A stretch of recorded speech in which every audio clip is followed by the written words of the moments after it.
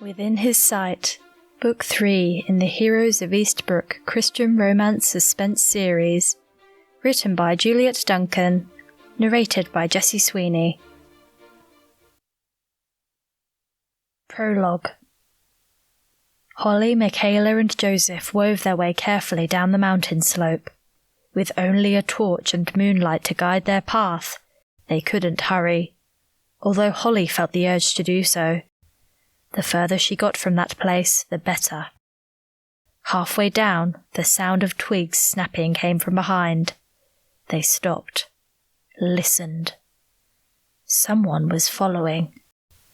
Heart pounding, Holly turned around slowly, although she already knew who it was. It was too late to escape. Carl stood there, gun raised and pointed at them. With the moonlit shadows dancing behind him, he looked the epitome of evil, not the holier-than-thou leader of the pure light commune she'd been staying at undercover for the past several weeks. Joseph stepped forward, spreading his arms as though trying to shield her and Michaela. Carl jerked the gun so that it pointed directly at Joseph. "One more move, Carlton," he sneered, his eyes glittering dangerously, "and I'll shoot." Crackling came from the radio in Joseph's hand. Was someone trying to get through? Holly thought she could hear a voice. "Please, Lord, please let someone hear us and know we need help." "Put the gun down," Joseph ordered loudly but calmly. But was it loud enough for someone on the other end to hear? The radio crackled again. Carl's gaze momentarily shifted to it. "Get rid of it." He nodded towards the bushes, his voice quiet but menacing. When Joseph hesitated, Carl jerked the gun aggressively towards Holly. Joseph tossed the radio, and any hope Holly had of getting out of there alive sunk in her chest like a stone. Carl was going to kill them, and up here on the mountain, who would ever know? Their bodies might not be found for days, or months, or years. Joseph raised his hands. When he spoke, his voice was even, but Holly was close enough to see the pulse throbbing in his neck. "Let the girls go," he said. "They're no use to you. You and I can sort things out between us, man to man." Holly shook her head, even as admiration for his bravery rushed through her. After everything she'd been through, she couldn't bear to lose Joseph now. "Do you think I'm stupid, Carlton?" Carl sneered. "They'll go straight to the police. To your brother, no doubt. It must be so hard for you to know that you're powerless to protect your little friend. Not quite the hero now, are you?" Holly sensed Joseph flinch, but he didn't outwardly react to Carl's words. Beside her, Michaela sobbed, the sound cutting pitifully across the otherwise silent mountainous terrain. Carl's gaze pivoted to her, although his gun was trained firmly on Holly. "I'll deal with you later," he threatened. Michaela cringed, her entire posture seeming to collapse under his words. Then Carl turned his attention back to Holly, and the hatred in his eyes was so palpable. She gasped. "As for you," he spat, "there's only one way to deal with traitors." "Don't touch her," Joseph ordered through gritted teeth, "or I swear I'll hunt you down until the end of your days." Carl tipped his head back and laughed raucously, the evil sound reverberating around the mountain, making Holly shudder from head to foot. She closed her eyes, grasping for a comforting phrase from the Bible to calm her panicked thoughts. But suddenly, comfort seemed far away as Carl's laughter continued to echo. "Oh, don't worry, Carlton," Carl continued to taunt. "You'll be with her. I hope you really love this mountain, because I'm going to make sure you're buried here forever." A long, ominous silence followed. Carl continued to point his gun steadily at Holly, sneering silently at Joseph as though challenging him to do something. But there was nothing he could do. There was no escape.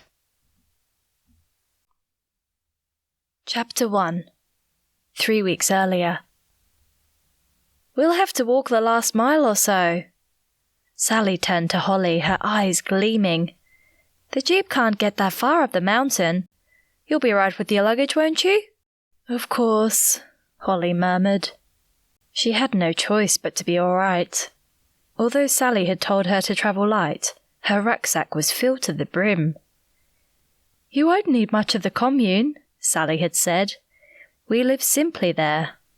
Still, Holly had gone out and bought too many new clothes, since nothing in her wardrobe was particularly suitable for life on a mountain commune that had only one generator, no television, and 0 gadgets. Her smartphone, with its small solar battery, was tucked in her cami under her loose shirt, where she hoped it wouldn't be seen. She'd been too worried about being searched to put it in her pack. Phones were banned at the commune, and if the leaders discovered why she needed hers, then she'd be banned too. A shiver of excitement at being this close to a big story ran through her, but close on its heels came a chill. The group seemed benign, but if the rumours were true, she was placing herself in danger for the sake of her career. She hoped it was worth the risk. She loved her career as a journalist, and with her parents having moved abroad and her fiancé having left her for someone else, a supposed friend, nearly a year ago, her career provided her only purpose right now. The thought of a big story, one that would propel her into the national papers, kept her awake at night with excitement. She only hoped she was right about this one, or she was in for a boring few weeks. Pure Light was a small but rapidly growing new religious movement that called themselves radical Christians and quoted the Bible. But it was nothing like the Anglicanism she'd grown up with, and she was still trying to figure out exactly what Pure Light's rather vague theology was. Other than believing in a back-to-basics and close-to-nature lifestyle, away from the temptations of the modern world. They'd been described by one magazine which had covered them as Australia's version of the Amish, albeit without the use of wagons. But there was nothing primitive about Sally's Jeep. Then there were rumours, which every story about the group had mentioned, but which the members vehemently denied, and there seemed to be no concrete evidence for that. Pure Light was, under the surface, a white supremacist group, with links to suspected domestic terrorists. Holly's editor at the Post, William Long, knowing that her hunches usually worked out, had agreed for her to get close to the group. But he hadn't been too impressed about paying her wages while she disappeared up a mountain, near the little town of Eastbrooke. "What if it turns out to be nothing and they're just a bunch of hippies?" he'd grumbled. But Holly wouldn't let it go. After attending Pure Light's small church in the city twice a week and being thoroughly love-bombed by everyone there, especially Sally, she was convinced that the rumours were true and something more sinister was going on, although she couldn't really explain why. Everyone was just a little too nice, a little too sincere, and there was an emphasis on spiritual purity that simply seemed, well, off. She was certain she was right. If she were wrong, William wouldn't give her another chance at a big story like this for a long time, if ever. "Right," Sally said, cutting through Holly's thoughts. "This is as far as we can go. I'll park up by these trees and we'll get going. We need to hurry to get there before dark." Holly climbed out of the jeep, hoisted her rucksack on her shoulders, and followed Sally through the suddenly dense thicket of trees. The path was steep, and before long her thigh muscles burned. As the sun sank over the mountain and the daylight disappeared fast, a sense of foreboding came over her. When they emerged from the thicket, she gasped. The view was amazing. The sky, blood orange, bled bright against the grey and green of the mountain. Her gaze dropped to the valley below where the small town of Eastbrooke twinkled in the semi-dark. They were higher up on the mountain than she'd thought. "Beautiful, isn't it?" Sally said, her eyes gleaming again. There was something odd about the almost rapturous expression on her face. Holly hugged her arms around herself, suddenly wondering if she'd bitten off more than she could chew. "It's so unspoiled up here, so pure," Sally said. That word again. "It is stunning," Holly agreed. "What's the town like?" "We won't be going down there," Sally said, so sharply that Holly blinked. "We built this place so we had somewhere that was clean and close to God. Not polluted like most places these days. You won't need to leave the commune. Everything you need is there. Come on." She turned on her heel and continued at a brisk pace. With her rucksack weighing heavily on her back, Holly struggled to keep up. She lost her footing several times as she scampered over loose rocks. She wasn't taking enough care. But how could she? Sally's abrupt change of mood had disorientated her. Somehow, when Sally talked about pollution, Holly felt certain she wasn't talking out of concern for the environment. A shiver ran through her, and she rubbed her arms. Sally glanced over her shoulder. The sharpness had disappeared, replaced with her usual, almost motherly concern. "We are nearly there. You'll see it in a minute," she said. "It'll be bedtime when we arrive. We sleep and wake with the sun. But I'll make sure you get something to eat. And I'll introduce you to our head pastor, Carl. He's looking forward to meeting you. And I'm looking forward to meeting him," Holly responded with genuine enthusiasm. She'd unearthed very little about Carl Hawthorne, the leader of Pure Light, but what rumours there were about the group tended to circulate around him. Yet, all her investigative skills had turned up nothing about his background or upbringing. Nothing. Which meant his name wasn't Carl Hawthorne. Of course, it was hardly unusual for cult leaders to adopt a new name, but one as ordinary and unassuming as Carl Hawthorne? No. She was sure that could only mean he was deliberately hiding his identity. If there was a story, it rotated around this mysterious man. The compound came into sight, and it was as basic as Holly had expected. There was a long, open-ended hall she guessed was used for meetings or dining, probably both, and a series of smaller timber cabins. There was also a chicken coop and a goat. Surrounded by the backdrop of the woods and the mountain, with the now pink sunset casting its rosy glow over everything, it looked wholesome enough. Sally led her to a small cabin and drew out a large chain of keys from her extra-deep pocket. "Here you go. Since you're new, I've given you one of the smaller rooms. Most of us share in bunks of up to 6. Apart from married couples, of course." "How many members are here?" Holly asked. "About 60. It's one of our smaller places. We have larger communes that cater to families." Sally opened the door and waved Holly in, turning on the solitary light bulb that hung naked from the ceiling of the tiny cabin. "You'll be sharing with Michaela, who arrives tomorrow. She's a city girl too. I'm sure you'll get on." "Right," Holly said as she took in her surroundings with dismay. The cabin was a far cry from her well-equipped modern apartment back home. The room contained one bunk bed with a thin mattress covered with rough-looking blankets, a dresser and one chair, and it smelled musty. "The toilet's through there." Sally pointed to an internal door. "The shower block is down the slope behind the dinner hall. Ladies shower in the morning after breakfast, men in the evening. We don't have much electricity, so it's important to stick to times." "Gotcha." Holly tossed her rucksack onto the bottom bunk and let out a weary sigh.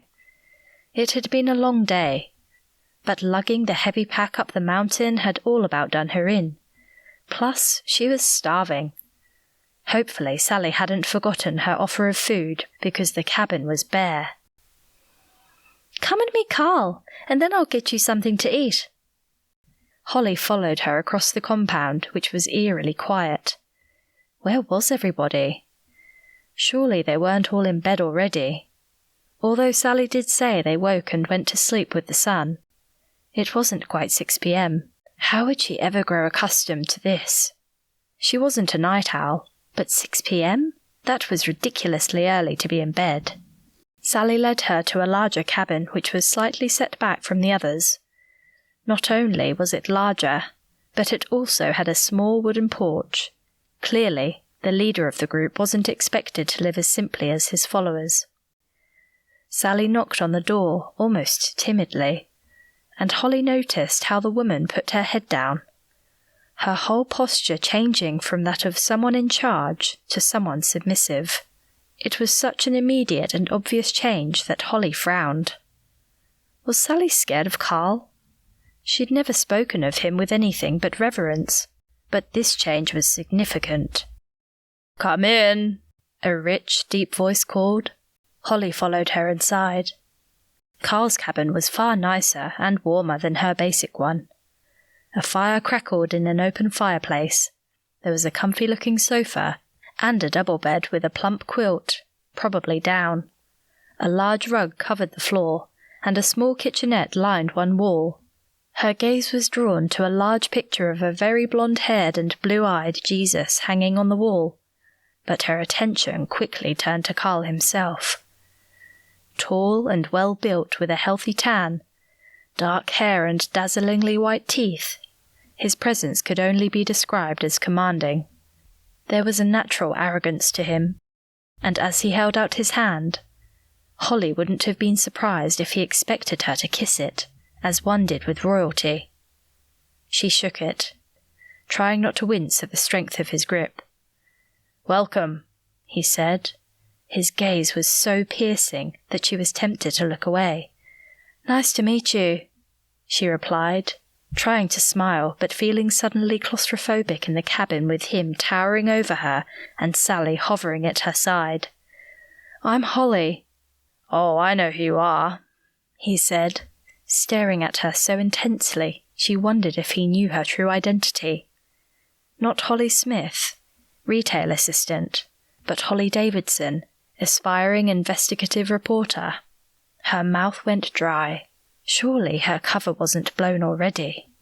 "I hope you'll enjoy your time here, Holly," he went on. "Most people do. It's a retreat from this fallen and broken world. A taste of what is to come. God's kingdom on earth.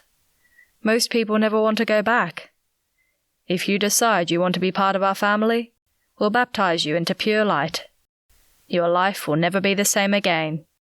His words were warm, and he was smiling, but a chill ran through her, nevertheless. Her smile felt frozen on her face. "Thank you so much for having me," she gabbled. "I can't wait to, get to know you all and learn more." "Good." He gave a nod and turned his attention to Sally, effectively dismissing her. "I'll be giving a sermon in the morning before breakfast. Make sure the hall is ready." "Of course, Pastor," Sally replied so reverently, Holly expected her to curtsy. "That will be all." He turned, walked to the fire, and rubbed his hands. It seemed they were both dismissed. Holly felt dazed as she followed Sally outside. "He's wonderful, isn't he?" Sally gushed, her eyes gleaming again as she led Holly to the large hall. Holly nodded, hoping Sally couldn't read her thoughts. She didn't find Carl wonderful at all. In fact, she found him intimidating, scary even. After handing her a pre-made egg and lettuce sandwich, Sally accompanied her back to her cabin and handed her a key. "Sleep well, Holly." She smiled. "Thank you, I'm sure I will." Left alone, she had devoured the sandwich and quickly changed into her pajamas before crawling into her bunk, her head whirling and her body shivering. Although the blankets felt rough to the touch, they were heavy and hopefully warm. She curled her body under the blankets and wrapped them tightly around her. Finally, she stopped shivering. Reaching for her phone, she turned it on, and under the cover of the blankets, so no light would be emitted, she texted William to let him know she'd arrived safely. Then she turned it back off and slipped it inside the pillowcase. A few moments later, an owl hooted near the window and made her jump. She was a city girl, used to traffic noise, not owls hooting. As she pulled the blankets tighter, she wondered what other creatures might be up here on the mountain. Foxes, snakes, dingoes, spiders. Why had she come? Sleep eluded her.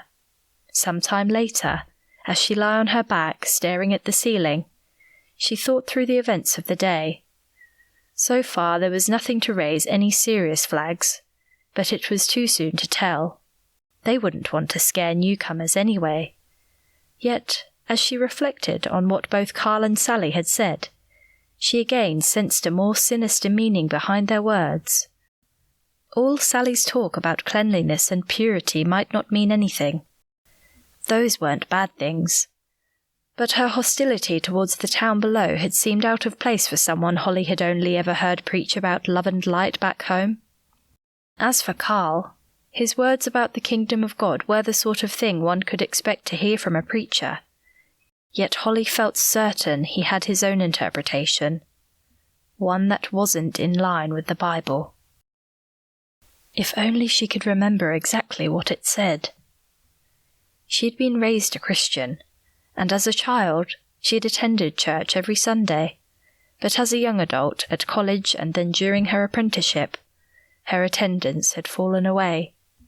She believed in God, but she didn't feel she truly understood her faith and often wished she'd paid more attention at church, especially now. She'd gone a few times with Chad, her ex-fiancé, but those memories were bitter ones now, and besides, she'd been attending more to please him more than anything else. Although she'd stopped overtly practicing in many ways, she'd never not believed, and had always tried to live by the Christian values her parents had taught her. It had been important to save herself, in the intimate sense, until marriage, and when, at 21, she'd met Chad, she'd been pleased when he felt the same. Once they were engaged, that all changed.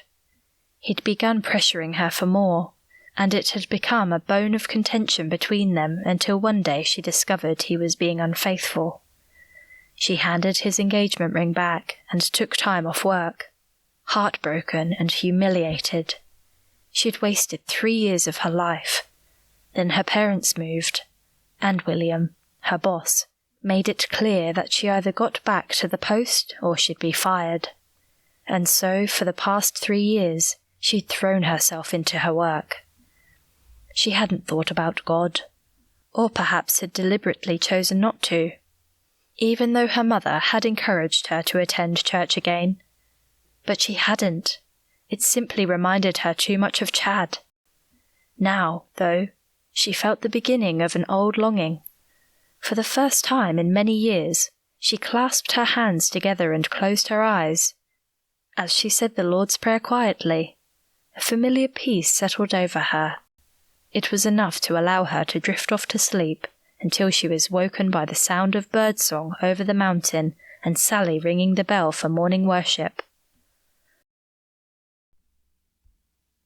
Chapter 2. Joseph sat forward in the pew and listened intently to the minister. Pastor Peter's sermons always touched him, but this morning it felt as though the older man was speaking directly to him. When his gaze fixed momentarily on Joseph's, Joseph had the uncanny feeling that the man knew exactly what effect his words had on him. "God's calling on our lives is not always one we initially welcome," he said somberly, the deep timbre of his voice resounding through the small chapel.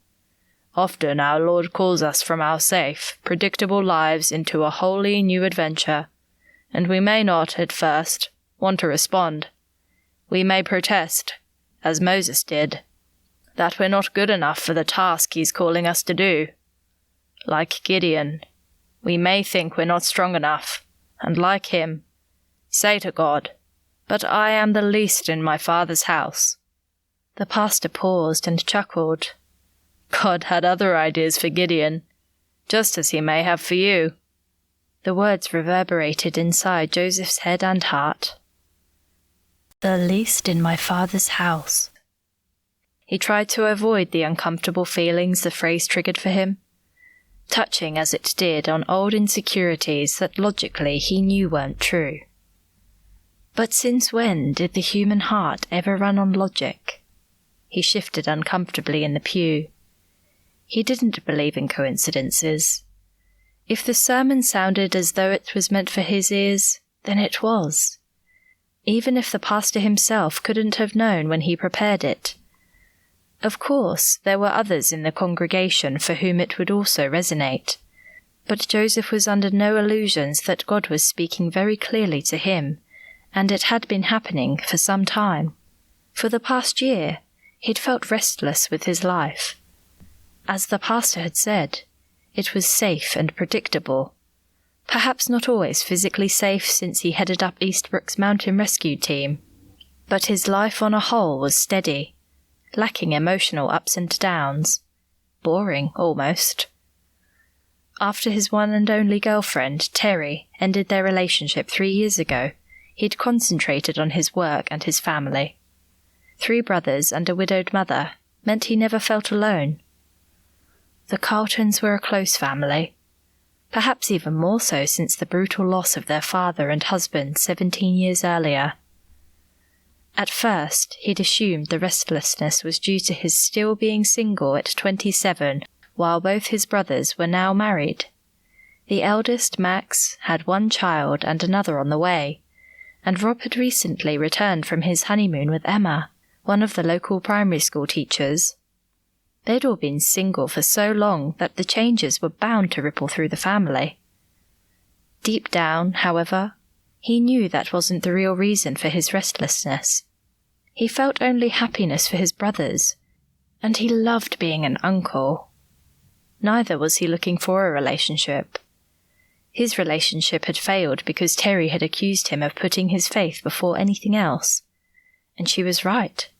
God came first, and trying to have a relationship with someone who didn't fully share his commitment had been a mistake. No, he was content enough to leave that aspect of his future in God's hands. It was only now, listening to the pastor's words, that he understood truly what the feeling was. He was being called. He'd often thought about training to be a minister, but had pushed the thoughts away. Like Moses and Gideon, his reaction had been, "Me, Lord?" He was a Carlton. The Carlton brothers were known for their toughness and strength. They were protectors and alpha males. Ministry simply didn't fit that image. Their father had been the police chief of Eastbrooke, and now at just 30, Rob had taken over that role. Max lived at the bottom of the mountain where he and his wife, Jania, ran a wilderness retreat for teens.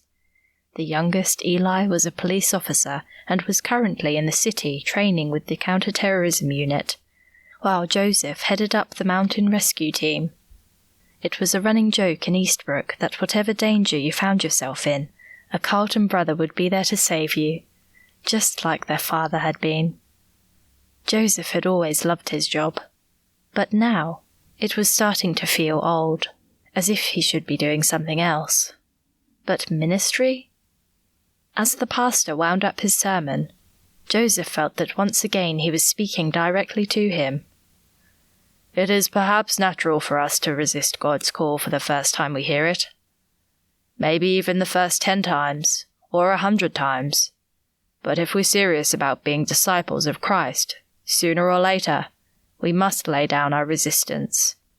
For Jesus was recorded as saying in the Gospel of John, "You did not choose me, but I chose you and appointed you so that you might go and bear fruit, fruit that will last, and so that whatever you ask in my name, the Father will give you." We must ask ourselves then, what have we been chosen to do? What fruit is ours to bear? As the sermon concluded, and Pastor Peter finished with prayer, Joseph's head whirled. As everyone stood to leave, the pastor announced that he was happy to pray with anyone his sermon had touched, anyone who wanted to explore God's calling on their life. Joseph hesitated and was about to step forward when his brother Rob came up behind him and slapped him good-naturedly on the back. "Hey, bro." Are you coming to Mum's for lunch? There's something I need to talk to you about. In spite of his brother's usual jovial tone, Joseph recognized the glint of concern in his eyes and nodded. Talking to the pastor would have to wait. Sunday lunch at the Carltons happened most weeks, but it was rare that the whole family was there together given their irregular work shifts. Today, it would be just Joseph, Rob and Emma, and of course Jean, the boys' mum. Max and Jania were visiting friends, and Eli no longer lived in Eastbrooke. Joseph missed his little brother. As the youngest, they were close, even though in many ways they were like chalk and cheese. Joseph was quiet and reflective, whereas Eli could be a hothead, acting before he thought. Joseph was devout, and Eli was most emphatically not. In fact, he was the only one of the Carltons who didn't attend church. Joseph and his mum had both tried to counsel him, but Eli had no interest in discussing faith issues, and since he was an adult now, they had to leave him to make his own choices, although they prayed for him continually. Joseph sat opposite Rob at the large wooden table and dug into his mother's homemade bread. "This is amazing, Mum," he said appreciatively. Beside him, her face lit up in a broad smile while she patted his hand. "Thank you, Joseph. You're too kind." "I'm not, Mum. Your bread's the best. Don't you agree?" He lifted a brow at Rob and Emma, who both nodded, their mouths too full of the crusty bread to say anything. "So, what did you want to talk about?" Joseph asked Rob once he'd finished his mouthful. Rob glanced at Emma. She angled her head and looked at her husband pointedly. "Is this about the commune?" He shrugged and gave an apologetic look. She blew out a breath. "I wish you'd stop trying to protect me from every bit of news, Rob." When the pair met, it had been because she was a witness in the case that made his career, and Rob was fiercely protective of her after everything they'd gone through together, perhaps a bit too protective by the look on her face. "The commune?" Joseph asked, his brows drawing together as he glanced between the pair. "I've been keeping an eye on the construction. They haven't done anything to break planning permission." Leaning back, Rob rolled his eyes and blew out a breath. "I'm not bothered about that. It's what they are that bothers me. Aren't they just back-to-basic types?" Joseph frowned. As someone who loved the mountain and had grown up going on wilderness camps with his brothers, he could understand the appeal of giving up modern life to live closer to nature. "Well, that's what I thought. But now they've moved in, it seems they're actually a cult called Pure Light. Heard of them?" Rob asked. Joseph shook his head, bemused. The word cult made him think of weird temples and bright robes. "Are they New Agers?" Rob shook his head grimly. "Christians, or so they say. Rumour is they're anything but. I need to speak to Eli and see if he's heard anything about them." Joseph frowned again. This might be more serious than he thought. "What's the rumour?" "That they're white supremacists." A muscle flicked angrily in Rob's jaw. Joseph felt his mother stiffen. It had been a neo-Nazi group that had planted the bomb that killed their father. A shiver went through him. "Really? White supremacists? Up on the mountain?" "There may be links. That's all I know." Rob shrugged and leaned forward. "It doesn't mean they're dangerous. They could simply be separatists and be keeping themselves to themselves. But it's something we need to be aware of." He paused, toying with his glass of water. "I was wondering if you could keep an eye on them." "Of course." Joseph nodded. "I was planning on going up there anyway to introduce myself and to let them know we're there in case anything happens. It's easy to get lost on the mountain. I'll keep my eyes and ears peeled." "Thanks." Rob gave a grateful nod and then turned his attention to the chicken Caesar salad their mum had just placed on the table. As she and Emma started chatting about recipes, Joseph stared out the window.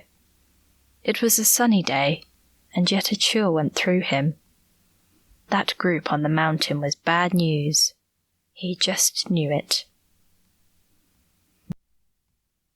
Chapter 3. Holly pulled her blankets tighter and tried to shut out the annoying ringing of a bell.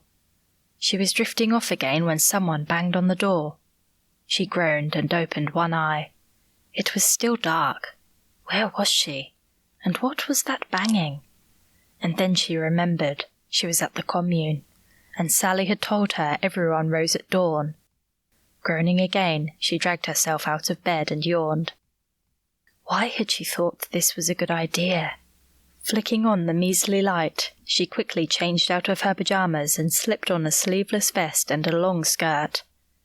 Women weren't to be seen in their night attire, so Sally had told her. But where was her cardigan? Another bang, louder than before, sounded on the door. "Holly, time to rise!" It was Sally, and her tone was officious. Holly reached for the door and opened it, trying her best to summon a bright smile when she rubbed her arms briskly. Sally's gaze travelled over her attire. "I hope you have something more modest to put on." Holly blinked. Her vest was neither low-cut nor especially tight. "Yes, I was about to put on a cardigan," she replied defensively. "See that you do," Sally snapped. "We prefer women not to have bare arms here. There are a lot of single men, and married ones too. Come to the hall when you're finished. Carl's giving a message before breakfast." Her tone was more cheerful as she said those last words, as if Carl's speaking was the best thing that could happen at this time of day. Holly nodded, trying not to show the offence she felt at Sally's comment. Thank goodness she'd bought new clothes for the trip. Wanting to fit in with the way she'd seen other women from Pure Light dress, she'd bought plenty of long skirts and blouses. She hadn't anticipated her attire being policed in this manner, though. After finding her cardigan, she brushed her teeth in the sink and plaited her long hair before leaving the cabin. Satisfied, she looked suitably wholesome. The crisp morning air embraced her as she stepped outside. She pulled her wool cardigan tighter. The scent of pine needles and smoke hung in the air, and a thick layer of mist covered the valley below. The early morning twitter of birds rang through the trees. She smiled. Now she was up, it was actually quite lovely and peaceful. A pity she needed to go inside and listen to a message. But that's what she was here for. Reaching the open-ended hall, she looked longingly around for coffee, but was sadly disappointed. The only refreshment on offer was water. She took a glass and hovered at the entrance, discreetly eyeing those already inside.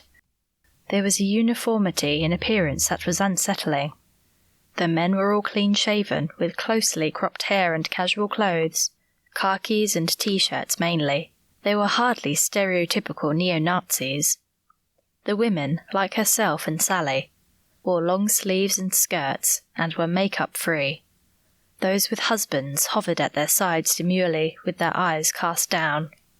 A few wore headscarves, knotted neatly under their chins. There was nothing particularly sinister-looking about any of them. They were simply very traditional. But Holly couldn't stifle a creeping uneasiness, especially when they all gazed expectantly at the stage, waiting for their pastor. Pastor, she thought wryly, or guru. She perched on a bench seat towards the rear. Moments later, Carl appeared, striding purposefully onto the stage. He wore a white shirt and beige cargo pants that set off his dark hair, and his presence was immediately commanding, just as it had been the night before.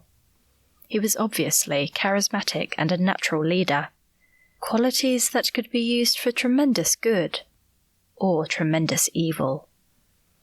He welcomed the newcomers, which included pointing them out, and Holly was soon surrounded by the other women greeting and hugging her.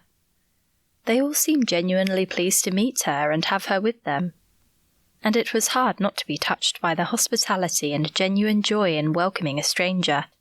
This was more like the church she remembered.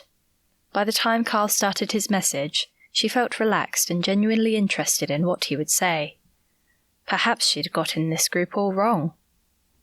Even so, the reporter in her listened carefully to his words, waiting for anything that might betray more nefarious motives. If only she had a way of taking notes rather than relying on her memory when she was barely awake. There was nothing, however, that seemed to be a major cause for concern. His voice was almost hypnotic, and his congregation listened intently. He was passionate about his subject, telling the story of the Israelites journeying to the Promised Land, trusting God for their nourishment. Holly couldn't help but feel inspired. Only towards the end did he say something that set off her internal alarm bells, a dissonant beat in what he had otherwise seemed like a genuine sermon. "The Israelites came out of Egypt," he boomed, "just as we at Pure Light have been called out of the world, called away from the corruption of the Egyptians. We have to ask ourselves, who are the Egyptians today? God's chosen people were one people, one race, and God wanted them to stay that way. There were divine penalties for those who did not keep the blood pure." Holly's skin crawled, and she had to try to keep nodding and smiling along with the others, who didn't seem alarmed at all by what he'd just said. This wasn't the Christianity she remembered from going to church with her parents. What happened to the story of Ruth, who joined the Hebrews, or the Good Samaritan, or the commission of Christ himself to take his message to all the corners of the world? This was a perversion, and Holly felt sick. On her very first day, she had gained proof that her hunch was true. But her first reaction wasn't one of excitement and getting her story. Her stomach clenched in alarm. Michaela, the girl Holly was to share her cabin with, arrived early that evening while Holly was freshening up for dinner. She'd spent all day in the women's study group run by Sally, which seemed to be obligatory, and she felt drained. There'd been no more mention of race, but rather a lecture on the correct roles for women, which seemed to consist of having as many babies as possible and being quiet. Everything was more intense than the weekly meetings she'd infiltrated back home, and although she was here undercover, after several hours, the shaming messages Sally was doling out had started to upset her. She'd kept quiet in the group, but had battled to keep her anxiety at bay. It had been a relief when the sessions were finally over. There'd been no lunch either. "We fast through midday," Sally had told her. "Breakfast and supper only. You'll get used to it." The alarm bells were coming thick and fast, keeping members tired and hungry, policing their dress and thoughts. Holly knew enough to know that this was typical cult behavior, but she hadn't been prepared for how it would make her feel.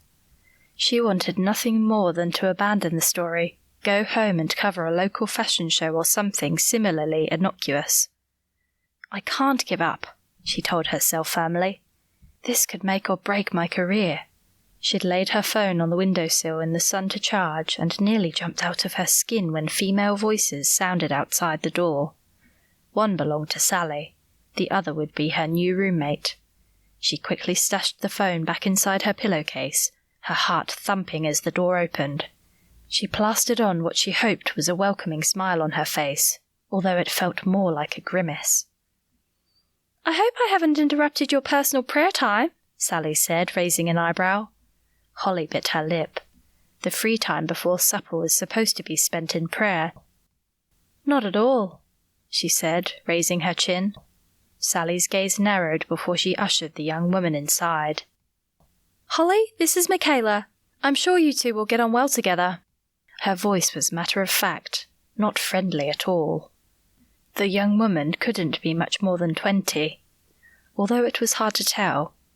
She was very pretty, with dark wavy hair and huge green eyes. The grin she gave Holly was infectious. "Nice to meet you, sister," she said, greeting her the way Pure Light members did. "You too, sister." Holly gave a warm smile, but all the while wondered how she would ever be able to use her phone while cooped up with this girl in such a small cabin. "Well, I'll leave you two to get to know each other," Sally said. "Maybe you can pray together." She left, closing the door behind her. "So where have you come from?" Michaela asked, her gaze travelling around the cabin. Holly gave the practiced version of her backstory. "From the city. I was searching and found Pure Light. How about you?" "Oh, Sally and Carl are my cousins," the girl said. Holly blinked. This girl is Sally and Carl's cousin? "I didn't see much of them growing up," Michaela continued, but I went to live with them when I was 16 after my parents died. I'm so sorry, Holly said sincerely, but then she processed what Michaela had said. Hang on, Carl and Sally are related? They're brother and sister, didn't you know? Michaela's brows furrowed. Holly shook her head. Why hadn't Sally mentioned that? It explained her hero worship of him, though. She must have grown up listening to him and his radical ideologies. The thought made Holly shudder. She felt sorry for the other women, even though she was growing increasingly wary of her. You've been a member of Pure Light for a while, then? Holly probed. There was a vibrancy about Michaela that didn't seem to fit with the submissive nature of the other women she'd met here. Not at first. Michaela leaned against the bunk and crossed her arms. I was away at theatre school and then university. I studied choreography. So I've only recently started to take much notice. But I love the simplicity of Pure Light. There was a lot of crazy stuff going on at university. Drugs, promiscuity, you know the score. In my final year, I just kept thinking more and more about the contrast between all that and the way Pure Light live. None of my uni friends ever really seemed happy, so... She shrugged. I thought I might as well give it a try. And Carl's great. He's so passionate about everything. She lurched from one extreme to the other. Holly looked at the girl with compassion. There was a sweetness to her that made Holly feel protective. Michaela reminded her of herself, before Chad had broken her heart and she'd thrown herself into her career. But don't worry, Michaela chattered on. I won't be getting special treatment. If anything, Sally is doubly hard on me. Maybe that's why she didn't tell you that Carl's her brother, so you don't put her on a pedestal. Maybe, Holly murmured. Anyway, Michaela said, pulling her Bible from her backpack. Shall we pray? Sally's given you a Pure Light prayer guide, right? Right, Holly said dully, picking her copy up from the bed where she'd thrown it, and following Michaela's lead, she knelt down. This was going to be a long few weeks. Walking away from the cabin, Sally clenched her fists. Carl had been right. She'd invited Holly here too soon. She wasn't ready to fully surrender to the tenets of Pure Light. Her rebellion was subtle, but it was there nonetheless. Carl was rarely wrong. He was a modern-day prophet, inspired by the Lord. Not a wishy-washy version most people worship these days. Those who ignored their true heritage as a people set apart, and who still mixed with the fallen, degenerative races who were beyond redemption. Sally knew better than anyone just how special a man her brother was, and she would follow him to the ends of the earth. She wouldn't allow anyone to get in the way of Pure Light's mission, not even her cousin Michaela, who was too flighty by half. Carl had agreed to bring her into the group because she was a family member, and Sally deferred to him as she always did, even though she personally wished that Michaela had stayed at university. Who knew what corrupted influences she'd fallen prey to while there? Carl had placed Michaela and Holly together so Sally could keep a close eye on the pair and keep them firmly under her wing. But now she felt uneasy, worried they might corrupt each other further. She didn't know what Holly had been doing when she opened the door, but she'd looked startled, as though caught in the act of something forbidden. She certainly hadn't been praying as she'd been instructed, that was for sure. There was insubordination, and neither she nor Carl tolerated insubordination. The time was coming when Pure Light would be instrumental in the world to come, and women like Holly would need to adhere or be thrown out. They had a vision for the future, and no one would stand against it. Carl would make sure of that. Chapter 4. Balanced precariously on a ledge, with sweat trickling down his brow, Joseph looked with disdain at the sheep inching its way further up the crumbling rock face. He'd been on his routine walk when the sound of a bleating sheep higher up in the rocky mountainside caught his attention. Concerned the sheep might be in trouble, he'd scrambled after it. He should have called his partner, John, for backup, but at first glance it had seemed an easy enough task. If only the sheep had stayed put. It seemed more frightened of him than a potentially deadly fall, and it kept going further up the rocky outcrop. Now Joseph's jacket and radio were on the ground below while he was halfway up the same crumbling ledge the silly sheep had wandered onto. "You know I have better things to be doing," he called out loud. Lately he seemed to be rescuing more sheep than people, and his job was becoming less fulfilling. But he'd never imagined when he signed up to lead the mountain rescue team just how much of his time would be taken up by rescuing sheep. He shook his head at the animal, which was trembling as he inched closer to it, and a wave of compassion swept through him. It was little more than a lamb, and it was God's creature, after all. He'd just gotten within touching distance when it panicked and jumped, exactly the opposite of what he wanted it to do. The outcrop was perilous, jutting over a sheer face that dropped straight to the valley below. Fall the wrong way and you'd plunge to your death.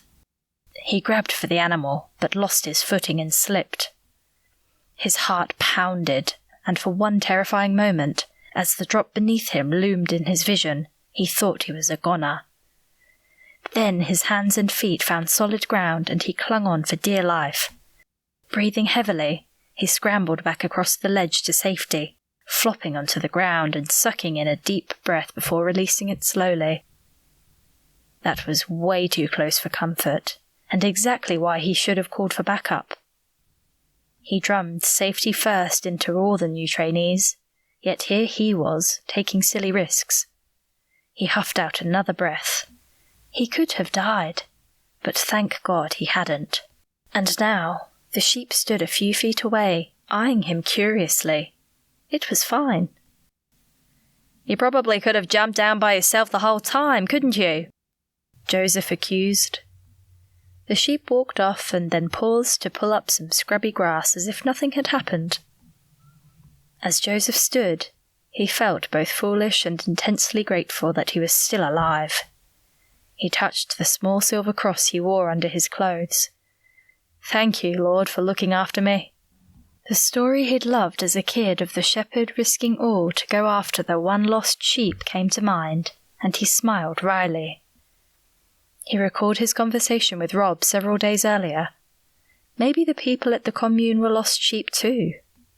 He needed to go there and introduce himself, and, as Rob had requested, get a feel for what was happening at the commune. He glanced at his watch. There was enough time to drop in on his way back to base. It was only a slight detour round to the other side of the mountain, which was flatter and a lot easier to navigate, making it an ideal place to set up camp. He got there 15 minutes later. Not much had changed since his last visit, which was before the group had officially moved in. The structures, though basic, were sturdy and well built, and they were obviously planning on staying a while.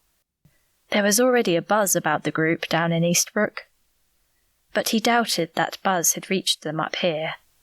As far as he knew, none of the commune members had set foot in town, even to restock.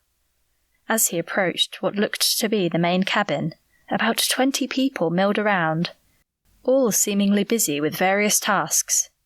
Men carried firewood and women laundry. There appeared to be no children, which he thought odd. Weren't places like these breeding grounds? A woman's voice, sharp and suspicious, came from behind him. "Excuse me, can I help you?" He turned. A tall woman with sharp features and an unmistakably hostile expression stood before him. She was dressed in a long-sleeved dress that reached to her ankles. She appeared to be a similar age to him. Behind her stood 2 other women, one younger with unruly dark hair who looked fresh-faced and not much more than college age, and another who caught his eye immediately. This woman's gaze was intelligent, and a sudden, unexpected warmth rushed through him. She was also beautiful. Not just physically. There was something intangible about her that called to him in a way he didn't understand. A flash of surprise in her amber eyes suggested she felt it too. And although Joseph had never seen her before, He felt as though he knew her on some deep level. Tearing his gaze away, he smiled politely at the taller woman. He was about to explain who he was when the women's gazes shifted to something or someone over his shoulder. Joseph glanced around. A man, tall and dark-haired and carrying an air of steely arrogance, emerged from the main cabin. Warning shivers immediately spiraled down Joseph's spine. The man narrowed his eyes and approached him with a slightly menacing air. But Joseph held his gaze and lifted his chin. He was a Carlton, after all. "You're trespassing," the man said with an undisguised snarl. Joseph extended his hand, but the man simply stared at it without taking it. Stifling his annoyance at the man's rudeness, Joseph said, "Actually, I'm here to make sure all is well. I'm Joseph Carlton, head of the mountain rescue team in Eastbrooke. I wanted to give you our base location and our contact details in case you have any queries or emergencies." He rubbed his jaw, the prickle of his day-old stubble rough on his hand. "You've chosen a good spot here, but the mountains can be more treacherous than they look. It's not advisable to go walking round without knowing your way about." "We'll be fine," the man said pompously. "We're under the protection of God." "That's great," Joseph responded. "But even so, I think God expects us to take practical care of ourselves. And you've got quite a few people here, so if you want to—" The man stepped closer, his eyes dark and threatening. "Are you suggesting I can't look after my people?" Joseph shook his head and shrugged. "Not at all, I'm simply doing my job." "Well, thank you. But we have all the information we need, and we have no radios or phones, and only the electricity we need. We don't want communication with the outside world. If that's all—" The man angled his head and lifted a brow, effectively dismissing him. "Yep, that's all. And please, if you're not willing to accept the help of professionals, make sure that none of your group goes wandering around out here." As Joseph turned to leave, the three women caught his attention again. The youngest was wringing her hands and looked anxious. The taller one had her arms folded and was glaring at him, clearly in agreement with the man. But the other woman, the one with the dark caramel hair and amber eyes, stood watching him with an expression he couldn't place, and immediate concern for her rushed through him. Although she was dressed in the same manner as the others, there was something about her that didn't fit. She didn't belong here. Nodding politely at the trio, he walked off. But he sensed hostile eyes boring into his back the whole way, almost as though there was a target painted on him. When he got far enough away, he released a huge breath. He had no idea if Rob's information about neo-Nazis was correct, but it was clear something was very wrong at that place. And the man had made his skin crawl, prickling it with warning. It wasn't the usual feeling of status rivalry that Joseph had sometimes picked up from other men who saw his strong build and handsome features and reacted out of some kind of male need to prove themselves. This was something else entirely. This man was dangerous. But to whom? To the people of Eastbrooke? That seemed far-fetched. But what about the people at the commune? He'd called them his people in a tone that spoke more of ownership than affection. If right, that meant the woman with the amber eyes was in danger. Joseph didn't understand the strange pull he felt towards her, but just like the pastor's sermon the previous Sunday, he knew when the Lord was trying to tell him something. If only he knew what it was. Chapter 5. Well, I can add hostiles to outsiders to my cold warning signs list, Holly thought as Carl glared after the man who had just introduced himself. Joseph. It was a nice name. But it was his surname that Carl seemed more interested in. He looked at Sally and spat out the word. Carlton. As though the very shape of it left a nasty taste in his mouth.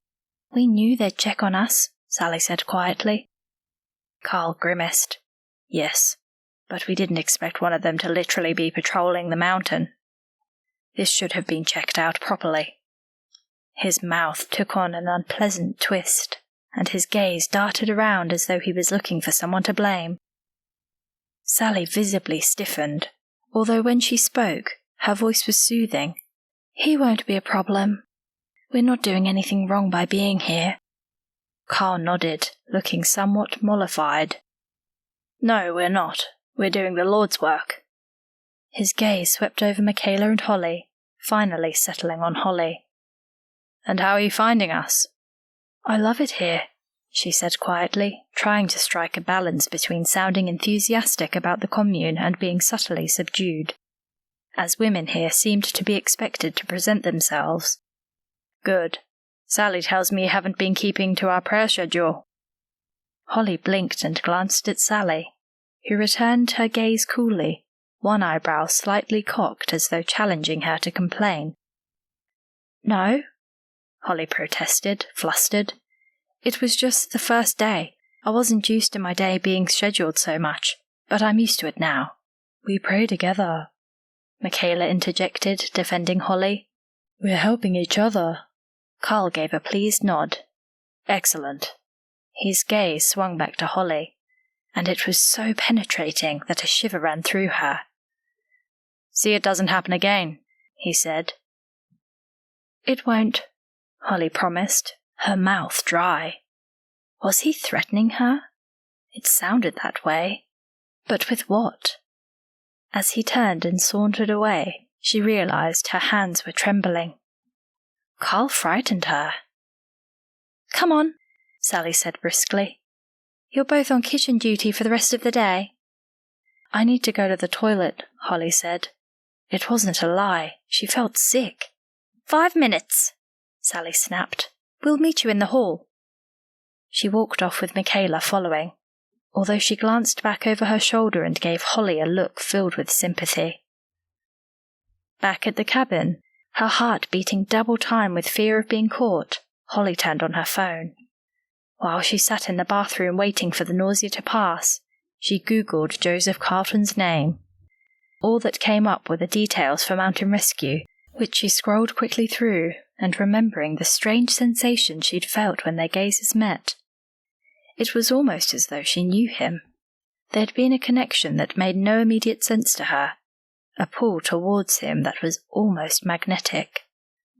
There was no denying he was attractive, but men and dating couldn't be further from her mind, especially here. Yet she'd noticed Joseph Carlton in a way that made her cheeks tingle like a schoolgirl with a crush. Thankfully, neither Sally nor Carl had seemed to notice. As she continued to speed scroll, a newspaper article from a year ago jumped out at her. It didn't mention Joseph, but it did mention the Carlton family from Eastbrooke and their late father. He'd been the police chief for the small town and its surrounding areas, and he'd been killed in an explosion set by a terrorist group 17 years earlier. A white supremacist terrorist group. Now, according to the article, his son Rob had been made police chief after helping to foil a smuggling ring in the mountains, whose leader had past ties to white supremacists. No wonder Carl seemed to hate the family, which meant there had to be links. A new wave of fear trembled through her. Pure Light being a secret supremacist group was one thing, but could they have ties to international terrorism? Drugs and firearms smuggling? Her stomach lurched. This was way above her pay grade. She'd get herself out of here and go home. She hadn't signed up for this level of danger. The temptation, however, was too strong. The voice of raw ambition reminded her that if she could get this story, then her career was made. This was important. Being the one to fully expose Pure Light would make her important. No longer just the lonely woman who'd been cheated on and dumped by her fiancé. She would finally be someone. Hearing footsteps outside, she quickly hid her phone in her cardigan, stood and flushed the chain. "Holly, are you okay?" It was Michaela. Holly emerged from the bathroom, smiling weakly. "I just felt a little sick. I'm not used to working all day with no lunch. Michaela nodded with understanding. It's hard at first, isn't it? When we get used to it, though, we'll feel so much better, cleaner and lighter. Carl says that's how we make ourselves more receptive to messages from God. All the saints used to fast, didn't they? Holly nodded, recalling stories from Sunday school, including those featuring false teachers and prophets. She decided not to mention them to Michaela. She had already drawn too much of Carl's attention to herself. I came after you because I wanted to say, Michaela chattered on, don't worry too much about Carl telling you off like that. It's for our own good, and he's a great guy, really. I know, Holly said neutrally, although inside she cringed. She liked Michaela, and it hurt to hear her starting to worship her cousin the same way Sally did. Michaela seemed younger than her years and was obviously impressionable, and Holly couldn't help feeling upset at the way her older cousins, who should be looking out for her, were so clearly brainwashing her into their ideology. Let's go before Sally reports us, Michaela said, her eyes wide. Holly had already noticed how anxious the young woman was around Sally. In her own way, Sally was as intimidating as Carl. But if Holly wanted this story, then it was precisely Sally and Carl she needed to grow close to. From now on, she'd be the perfect Pure Light member, hanging off their every word. She followed Michaela back to the kitchen, her phone still hidden inside her cardigan, burning through the fabric with its secret knowledge. Chapter 6. Little bro, how are you? Joseph was pleased to hear from Eli. It had been a while. His brother was busy in Melbourne training with the counter-terrorism unit, and Joseph was often busy at the rescue lodge on the mountain, so coordinating times when they could talk was often challenging. Even so, they tried to catch up with each other at least every few weeks. When Eli spoke, however, he sounded grim. I've been missing you all, but this isn't a social call. Oh, what's up? Joseph was immediately on alert. Eli was a grown-up and could look after himself, but as far as his older brothers were concerned, he would always be the baby of the family. I was talking to Rob about Pure Light, the guys that have moved on to yours and Max's mountain. In spite of the serious subject, Joseph couldn't suppress a smile. Eli had been referring to the mountain as his and Max's ever since they were teenagers, since the two of them had spent most of their time hiking and camping on it. Yes, I was up there yesterday, Joseph said. Rob asked me to have a look around, and I wanted to introduce myself anyway and let them know how to contact Mountain Rescue. They weren't very friendly. That was an understatement. The open hostility from the sharp-faced woman and their dark-haired leader bordered on enmity. The face of the brunette flashed into his mind, and he felt his cheeks grow warm as he recalled the way he'd felt suddenly pulled to her. His little brother didn't need to know about that. Did you meet their leader, Carl Hawthorne? Dark-haired guy, very tall? Yes. He made it quite clear they wouldn't be needing my help, and I wasn't to go back. Rob told me there are suspicions they're a white supremacist cult. I don't know about that, but their setup certainly seems cult-like. Not that I know much about these things. More than a suspicion now, Eli said gravely. I've been researching Carl Hawthorne for a while.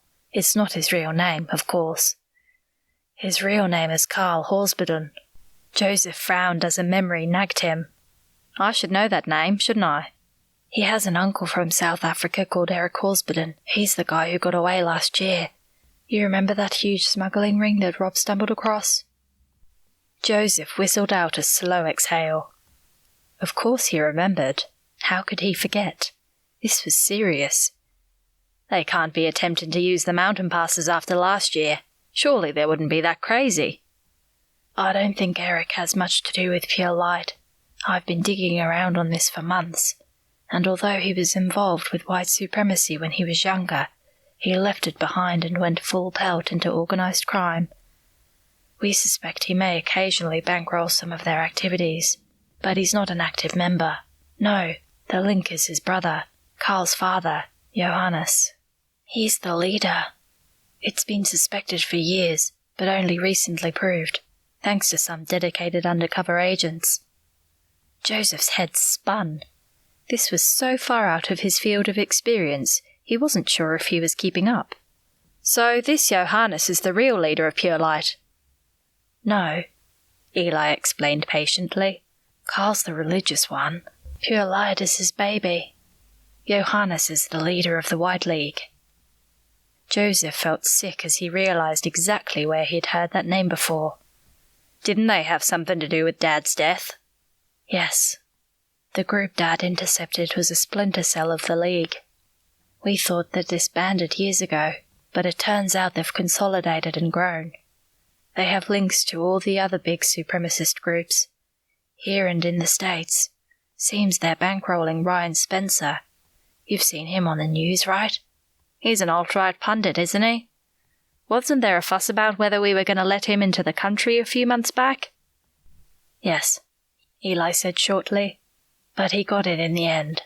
He's got definite links to Carl. Hang on, Joseph said, confused as he remembered an image of the man yelling into a reporter's mic and practically frothing at the mouth about something or other. Isn't Ryan Spencer a prominent atheist? He was. Now he's a member of Pure Light, and he's setting up the first American group. Joseph let out a groan and ran a hand wearily across his forehead. This was all more than he could take in. Avalanches and wildfires were a breeze compared to this. He was glad he'd never followed Rob and his father into the police force as Eli had. So, the reason I'm phoning, Eli said, is to ask you to keep an eye on the group. See if anyone turns up matching Spencer's description. Obviously, Rob's aware, but he doesn't spend all his time on the mountain like you do. Joseph shook his head.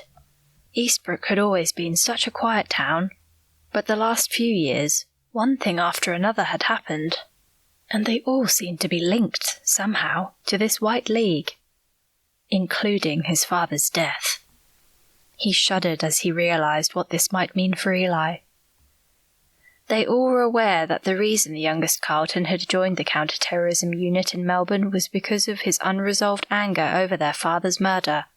Eli had been just a child when it happened, and the wound went deep.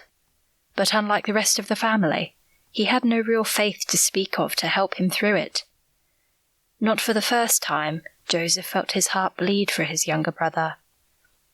Eli, he said gently, please don't let hunting this Johannes guy become a crusade for you. The work you do is amazing, but don't do it from a place of revenge.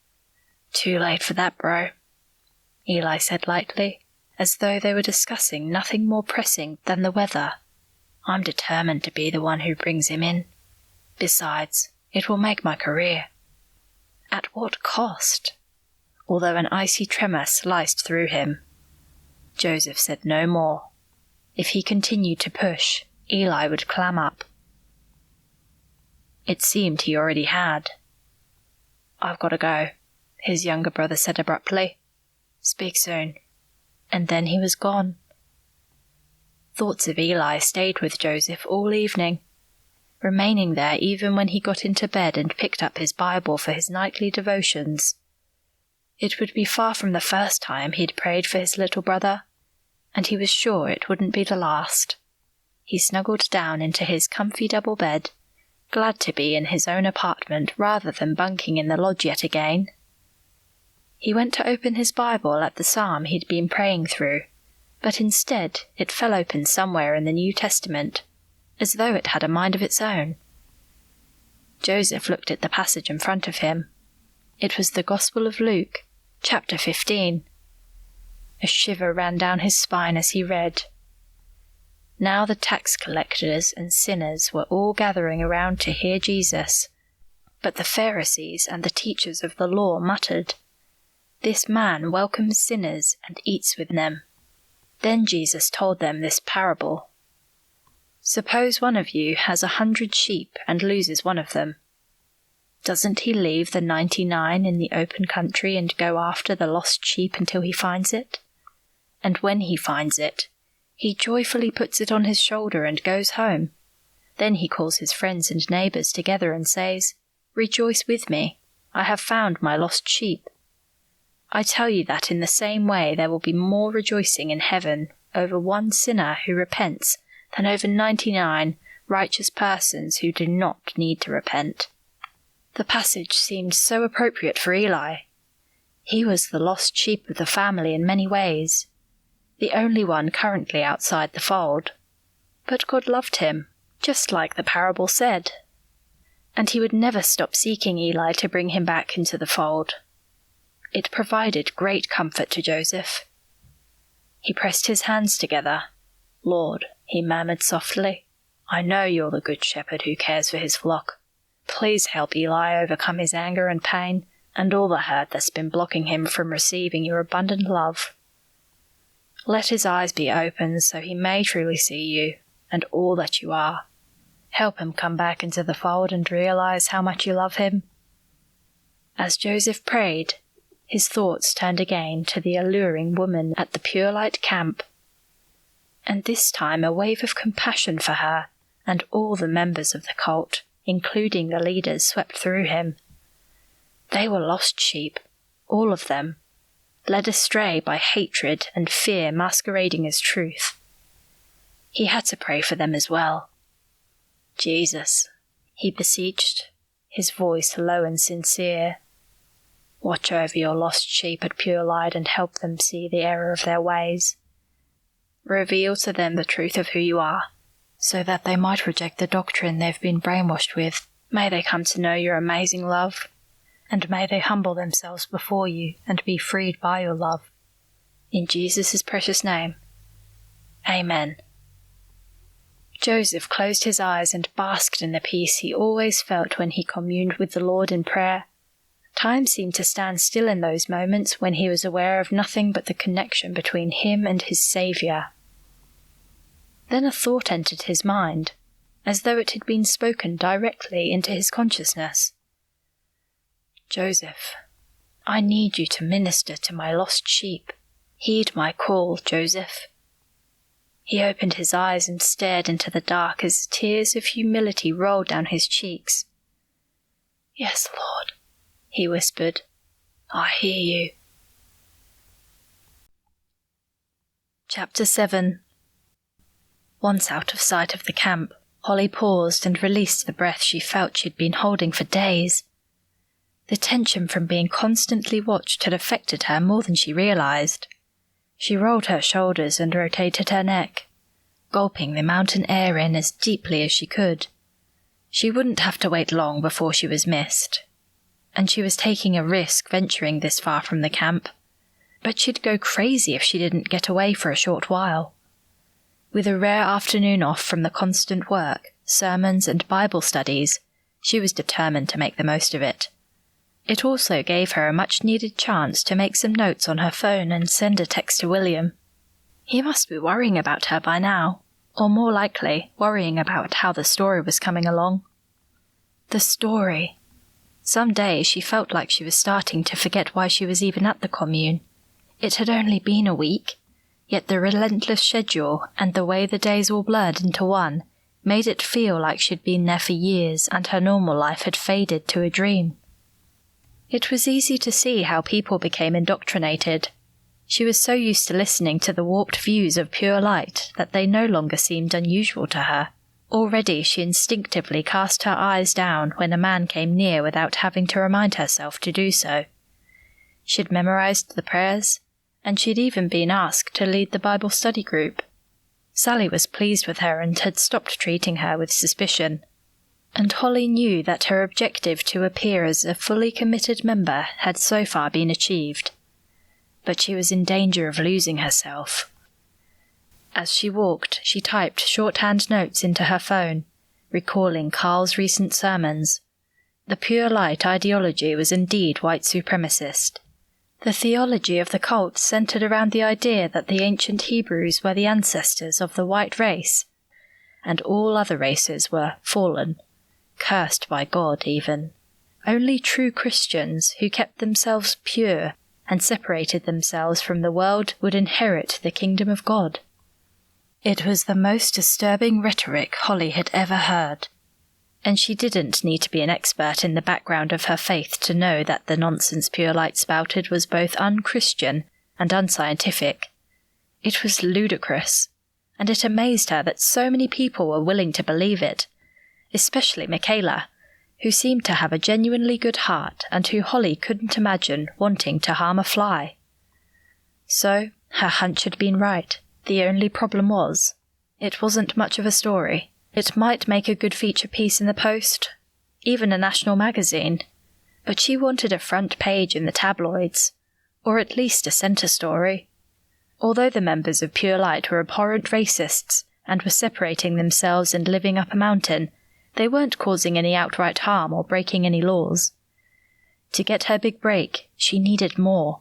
If this commune wasn't the only one, there had to be a bigger structure, and it raised questions about just who was bankrolling the groups. She needed more. Lost in thought and rapidly typing her notes, she gasped as the ground gave way and she half fell, half skidded down a steep drop before landing heavily on a ledge. Her ankle twisted painfully beneath her, but she barely registered it. Instead, she stared at the sheer drop and the town that was a tiny speck below. Her heart thudded as nausea churned her stomach. 2 inches more and she would have slipped off the edge and fallen to her death. How had she been so careless? Gulping, and with her pulse thrumming in her ears, she reached behind and inched further from the edge, slowly feeling her way back to safer ground. She should have heeded Joseph Carlton's advice that day he'd visited the camp. Why hadn't she believed him when he'd warned them the mountain could be treacherous? At least she hadn't fallen. After a few moments to catch her breath, she began retracing her steps, paying much more attention to where she was walking. Her phone was still in her hand, her fingers wrapped so tightly around it that her knuckles had gone white. At least she hadn't dropped it. She picked up her pace. Sally would notice if she didn't get back soon, and who knew what the consequences would be. Walking quickly, her heart still thumping from the fall and panic rising at the thought of Sally's wrath, it wasn't long before she realized she had no idea where she was. Absorbed in her notes, she'd clearly wandered off the main path and now had no clue as to how to retrace her steps to get back onto it. She was lost. Her chest heaved and she began to hyperventilate. She tried to take some deep breaths to calm herself as she gazed around. It all looked the same. She couldn't afford to panic. That would make it worse. Not knowing what else to do, she did what she used to do as a child when she felt scared. She prayed. Looking up at the blue sky above, she murmured the Lord's Prayer, letting the familiar words wash over her. Our Father, which art in heaven, hallowed be thy name. Thy kingdom come, thy will be done, on earth as it is in heaven. Give us this day our daily bread, and forgive us our trespasses, as we forgive them that trespass against us. And lead us not into temptation, but deliver us from evil. For thine is the kingdom, the power and the glory, forever and ever. Amen. When she finished, something moved in the trees in front of her. It was a young sheep, cocking its head and staring at her with interest. Hi there, she said. The sheep lost interest and started eating the dry grass at its feet, but from behind the animal, a figure emerged from the patchy trees, and her knees practically buckled in relief. It was Joseph Carlton. Hey, he said, his brows drawn in concern. Are you okay? Holly nodded, although tears pricked her eyes. She felt that magnetic pull towards him again. Instinctively, she felt safe with him, as though she could trust him. Even so, she had to stick to her story. Yes, she said, her mouth suddenly dry. I had an hour for exercise and I got lost. And I nearly fell, she added, remembering the drop and feeling the fear again. He stepped towards her, his expression soft and compassion in his eyes. You're shaking. The stress and anxiety of the previous weeks welled up in her. I'm sorry, she said, wiping her eyes and feeling foolish. Don't apologize. he said gently. "You've had a scare. The mountain rescue lodge isn't far. Let's go and get you a hot drink." "I'll be late back," she said, panic sounding in her voice. "I'm already late." "Late for what?" He angled his head, his brow creasing. "Oh, just chores and stuff," she said, not wanting to alert him to everything that was going on at Pure Light. Sally had drummed into them that the rest of the world wouldn't understand. She felt sick as she realized just how much Pure Light was getting inside her head. "I can take you back on the motorbike," he said softly. "It'll be a lot quicker. I want to make sure you're okay. It's my job." She nodded, blinking away tears while fuming at herself for her weakness, and started to follow him through the trees. She was aware of a dull ache in her ankle now, but it was just a twist. She didn't want to think what could have happened if she'd broken it out here. Or worse. The mountain rescue lodge wasn't far, just on the other side of the thicket of trees. It was rustic and homey, and a very welcome sight, with smoke coming from the chimney and curling into the air, drifting away slowly in the slight breeze, leaving a trail against the sky. Joseph stood aside and allowed her to enter ahead of him. She passed through the small reception area into a room with an old, comfy couch and a small fire. She sat gratefully, sinking into the cushions. Off to the side, another man clattered around in a tiny kitchen. "That's John," Joseph told her. The man, tall and sturdy, with a pleasant face, turned and waved. He brought her a hot chocolate and then went out to the reception area, closing the door behind him. Holly couldn't help but think of what Sally and Carl would have to say if they knew she was in a room on her own with a male. Especially this one. The day he'd visited the commune, Carl had spoken Joseph's name with such venom. What would his reaction be to Joseph dropping her back? At least it would confirm she was telling the truth about getting lost. And what choice did she have? She had no idea how to get back to the commune. She drank her hot chocolate, grateful for its warmth, although she wished it was coffee. Some of her shakiness subsided. Joseph watched her with a guarded expression. "So," he said after a while, "how are you getting on up there?" "Oh, it's great," she said, not sounding very convincing even to her own ears. He didn't look like he bought it either. "You guys are Christians, right?" She nodded. His gaze narrowed. It seemed strange that a Christian group would live so isolated up a mountain. Had he heard the same rumors about Pure Light that she had? She guessed so, since his brother was the police chief. "Oh, we just believe we should model the kingdom of God here on earth," she said lightly. "So we keep away from the sins and temptations of the world." "I suppose that makes sense," he said diplomatically. "Didn't medieval monks do things like that? Hermits and the like?" She nodded, glad that she remembered a little of Sunday school. "Yes, it's just like that," she said, although she felt a strong urge to tell him more, to confide in him. "What about your leader, though?" he asked, pressing a little more, his brow lifting. "He seemed quite hostile to outsiders, or was it just me?" "We have to keep the group pure," Holly said automatically, then flinched at the sound of Sally's words coming from her mouth. I mean break free from bad influences." His gaze met hers and held. "Do you think I'm a bad influence?" As she gazed into his deep brown eyes, she felt that sudden awareness she'd felt on their first meeting, a connection between them, and her heart pounded so loudly she thought he must be able to hear it. "No," she said, her voice coming out in a whisper. Their gazes held for a long moment before he tore his away, although it seemed an effort to do so. He stood abruptly. "Let's get you back before it grows dark." He led her outside and fetched helmets for them both. He climbed onto the motorbike and then reached around and helped her onto the back. "Hold tight to my waist," he instructed as he strapped his own helmet under his chin. "The ground's uneven and we don't want you bumped off." She did as he instructed, trying not to notice the firmness of his torso and the breadth of his shoulders as she clung on. This close to him, it was hard to think of anything other than his nearness and the way her arms fitted around his waist. Her anxiety was forgotten until they reached the commune. Sally stood outside the cabin Holly shared with Michaela, glaring with open animosity as the motorbike approached. "Where have you been?" she snapped as Joseph stopped the bike. Her eyes seemed to bore into Holly's soul.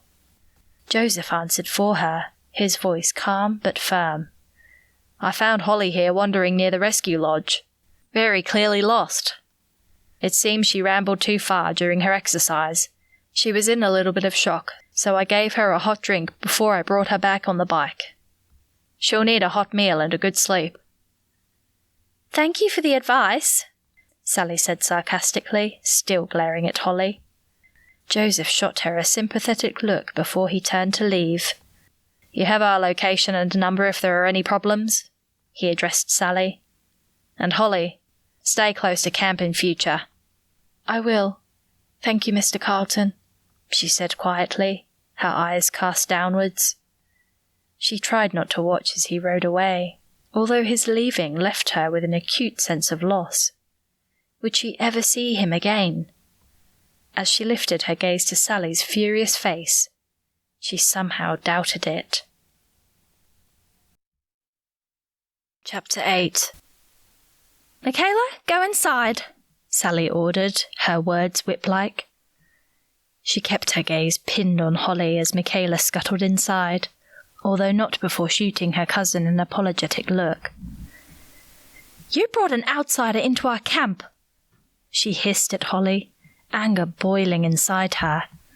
All the work that had gone into this place, and now it had been invaded twice by someone who'd never understand their purpose.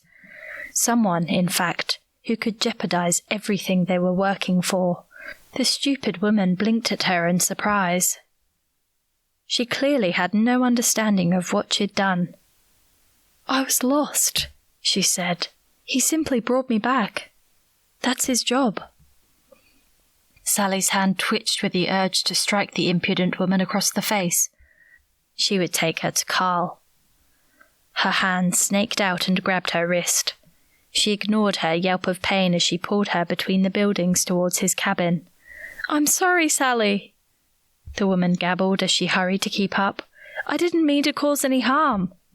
Sally ignored her, keeping a vice-like grip on her arm. When they reached Carl's cabin, she knocked lightly on the door.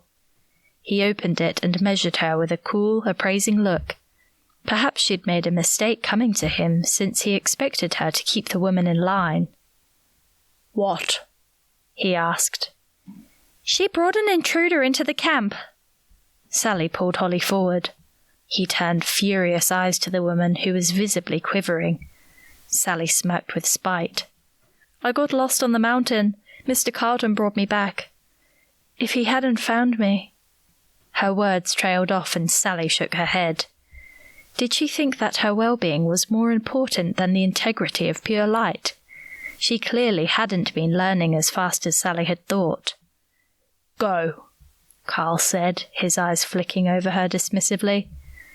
Sally was used to that, but it stung nevertheless. She nodded and let go of Holly's wrist, noting with satisfaction when she immediately started to rub it as though in pain. "I'll deal with this infraction," he said, pulling Holly inside his cabin and shutting the door in Sally's face. Holly squirmed under Carl's gaze, feeling claustrophobic inside his cabin. She'd not been alone with him, and all her nerves were on edge, screaming at her to get out of there. Her wrist ached painfully where Sally had manhandled her, and she was certain it would bruise. Would Carl hurt her as well? Fear made her rigid as she stared at the ground in front of her, trying to appear as submissive as possible, even though all her instincts screamed at her to run. "Do you understand what you've done?" His voice was soft, but there was no kindness in it. It reminded her more of the hiss of a snake. "I shouldn't have brought an outsider into the camp," she said demurely. And I'm truly sorry. I didn't mean to. I got lost and fell and—" "Do you think I care?" he shouted. She jumped, her pulse throbbing in her jaw as she clenched it tight. This is it. I'm getting out of here. The thought brought nothing but relief. Her desire for career success seemed in that moment like nothing but foolish vanity and a temptation that had led her straight into danger. But then a voice whispered, "All of this would have been for nothing." And did she really want to fail at her work just as she'd failed in love? "No, of course not," she said, hoping she sounded convincing. Her fear was certainly real. "I shouldn't have let him bring me back. I see that now. Please, allow me to repent." He seemed mollified by that, at least, and his voice was less harsh when he spoke again. "Repentance is good," he said approvingly, "and repent you shall. You'll be on extra chores, longer prayers in the evening, and you will fast for 3 days. Her heart sank. She was already exhausted and hungry. "I will also be watching you closely," he added. "Now, go to bed. I'll inform Sally of your new duties." Holly nodded and left without lifting her gaze. Only when she was outside did she breathe a sigh of relief. She'd fully expected that Carl would hurt her in some way, although working her to the bone and not feeding her for 3 days was nothing short of abuse. She made her way to her cabin, feeling faint at the thought and wondering how she would get through the ordeal. She had a visual image of Joseph Carlton's handsome face and kind eyes and wished he was there, even though she knew that was impossible. Only once she was in bed and Michaela was asleep did she allow her thoughts to take free rein. Today had frightened her deeply, but at least she had definite evidence that both Carl and Sally were abusive, and that Pure Light was a cult. Not only did the leaders brainwash their members, they mistreated them too. For the first time, she felt that her very life was in danger. Even so, she knew without a shadow of a doubt that as soon as she got the chance, she had to see Joseph Carlton again, and not just because she felt compelled to. If she were to stay here, then she needed someone other than William, whom she didn't trust to have her best interests at heart, to know what was going on, and to know her true identity in case something happened to her. Chapter 9. Joseph was resting on the couch in the lodge. He was on night shift and was finally drifting off just a few hours before dawn. At first, when he heard the slight knock at the door, he thought he was dreaming, but then it came again. He opened it and stared at the woman standing there. "Holly?" She smiled sheepishly. "Sorry to bother you. There's something I need to talk to you about. I checked the website and figured it was your shift." "It's 2 a.m. How did you get here?" He opened the door wider to let her in. As the light fell on her face, her cheeks looked hollow, as though she hadn't eaten for days.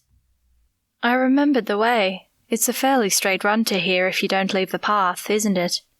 I used the torch on my phone, the one I'm not supposed to have." She grinned, looking almost manic.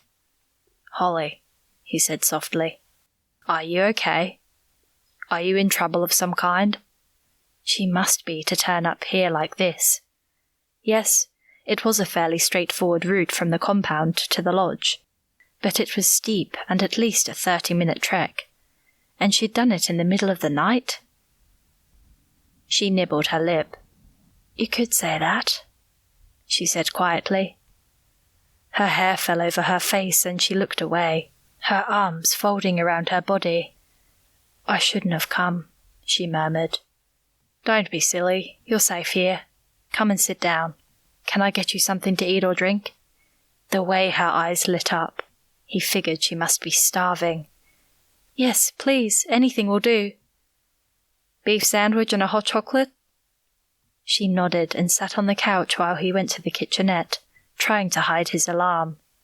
Something was very, very wrong, but he didn't want to push in case she clammed up. He was flattered that she felt able to come to him, but his overriding emotion was the fierce urge to protect her from whatever was bothering her. He thought of Carl and bristled. If he had hurt her...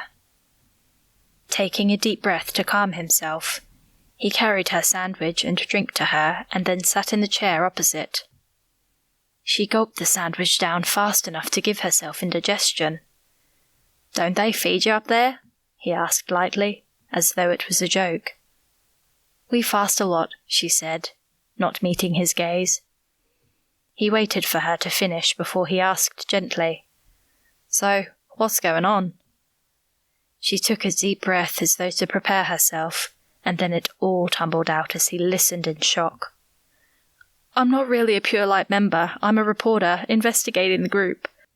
I knew that going undercover and joining them was the only way I could find anything out." She leaned forward. "You can't say anything. I'm on the verge of a really big story that could make my career. But I wanted someone to know, just in case." She swallowed hard. "Just in case? Are you in danger, Holly?" On the one hand, he admired her intrepid spirit, but on the other, he thought she must be crazy to willingly live with those people. It certainly didn't seem to be doing her any good. "No," she said quickly, but her gaze darted away, and he wasn't sure that he believed her. "But I'm not sure what will happen if they discover who I am. They watch the move of every member, and I'm not allowed to exercise alone after the other day, hence why I'm here at this time of night. I can't stay long. We rise at dawn." He shook his head. The conditions sounded horrendous. "What is it you're investigating them for?" She looked at him, her gaze unflinching. "White supremacy," she said grimly. "Your brother is chief of police. He must know." "There are rumours," Joseph nodded. "But you can't arrest people just for having abhorrent ideas." "That's the thing," she said. She seemed brighter now that she'd eaten, and a little colour had returned to her cheeks. He tried not to think about how pretty she was. "I've seen and heard enough to know that the rumours are true," she continued. "They believe that the white race are God's chosen people, and the only ones who will inherit his kingdom. But other than that, there isn't much to report. Yet I know there's more. It feels like they're building up to something. Something is being prepared for, and it isn't just the afterlife." He felt sick. "Holly," he said urgently, "you have to get out of there. You have no idea how dangerous they could turn out to be, or what they could do if they find out who you are. How can a newspaper story be worth all that?" She lifted her chin. "It's my career. I've never wanted to do anything else. Can't you understand that?" He considered her words, and could relate to the crossroad he was facing about his own life. He was still resisting what he knew to be his calling, while this young woman was plunging into danger for the sake of what she felt to be hers. He thought, too, about Eli and his comment about how catching Johannes Horsburden would make his career. Even though they all knew that wasn't the whole story. What was Holly's story that she'd put her life on the line for a moment of glory? "I can," he agreed, but not elaborating on his thoughts. "But surely there'll be other opportunities, ones that aren't so dangerous." "I know what I'm doing," she said firmly, and he heard the annoyance in her voice. Just like Eli, she would back off if pushed. "Okay," he said again. "It's your choice after all, but can I pray for you at least?" She blinked. "You're a Christian?" "Yes," he said proudly. Now wasn't the time to mention that he was thinking of becoming a minister, but her question reminded him that he had an appointment with the pastor tomorrow. It would be the first time that he'd properly discussed what he now knew for sure was God calling him to ministry. She looked oddly pleased. "That's great. After all this time at camp, I'm in danger of forgetting what real Christianity looks like. Although I've been praying more than I have in years." "You believe too?" he asked, and wondered why that filled him with joy that was more than simply finding a fellow person of faith. "Yes," she said, but her gaze dropped to her hands. "I grew up going to church. I wish I'd paid more attention, though, because although I believe in God and try to live in a godly way, I don't know much about it at all, really." She lifted her gaze and held his. There was more to the story. some hurt she hadn't disclosed. But now wasn't the time, not when she was already in the middle of what he suspected was a more traumatic situation than she was letting on. "You know enough to know what pure light is teaching you is wrong," he pointed out. "Yes, and I thank God and my parents for that. I never used to understand how people could become brainwashed by these things, but after living among them, I'm starting to get it. It's almost like spiritual abuse." Joseph shuddered. "That's exactly what it is." He inhaled slowly and looked into her eyes. "Holly, can I pray for you?" She sniffed, as if his offer touched her deeply. "Yes, please." He gave a small smile and then bowed his head. "Heavenly Father, thank you for your unconditional love which is beyond measure. Father, I pray for everyone at the commune, but I pray especially for Holly. Watch over her, Lord, and may she be aware of your constant presence with her. Keep her safe from harm, Lord, and let this endeavour be used for your good purposes. Fill her with your peace, Lord. In Jesus' precious name I pray. Amen." "Amen," she echoed softly. As he opened his eyes, he saw that hers were moist. "Thanks," she smiled, and taking a tissue from her pocket, dabbed her eyes. "You know, there's something powerful in your voice when you pray. You should be a minister or something." She chuckled lightly. Joseph blinked. He wasn't a great believer in signs from God, but if he were, this would be one. "I like that part about God using what I'm doing for good," she went on. "It isn't just about me and my career, is it? This is affecting people's lives and their spirits." Had he said the wrong thing? The last thing he wanted was to encourage her to stay in such a dangerous situation. He'd feel a lot better if she went home and forgot all about Pure Light and getting her story. Or would he? If she left, he'd never see her again. Frowning at his thoughts, he stood abruptly. "We'd better get you back before you're missed." "You can't take me back," she said hurriedly. "If they see you—" "What would happen?" He raised a brow. She shrugged and released a slow breath. "I'd never hear the end of it." "I'll walk with you up to where the road runs out. It's straight up from there. I'll lend you a torch." "It's okay, I can use the light on my phone." She was quiet on the walk back, and he sensed her anxiety rising the closer they got to the commune. When they reached the spot where he had to leave her, he turned and faced her. Her hair shone silver in the moonlight, and she looked almost ethereal. "You don't have to go back," he said softly. "I do," she whispered. "I don't know why, but I do." "Take my personal number, at least," he insisted. "And I'll give you my brother Rob's too. If you need anything, or if you sense that you're in any danger, call us. In fact," he said, as an idea occurred to him, "do you think you could try and text me every couple of days to let me know you're okay? If I don't hear from you, I'll put out a rescue alert." He worried that was too much and should back off at his protectiveness. But she looked relieved as he gave her the numbers and she typed them into her phone. "Thank you. And yes, I will. I feel safer knowing someone's looking out for me. You're a good man." She squeezed his hand before she left.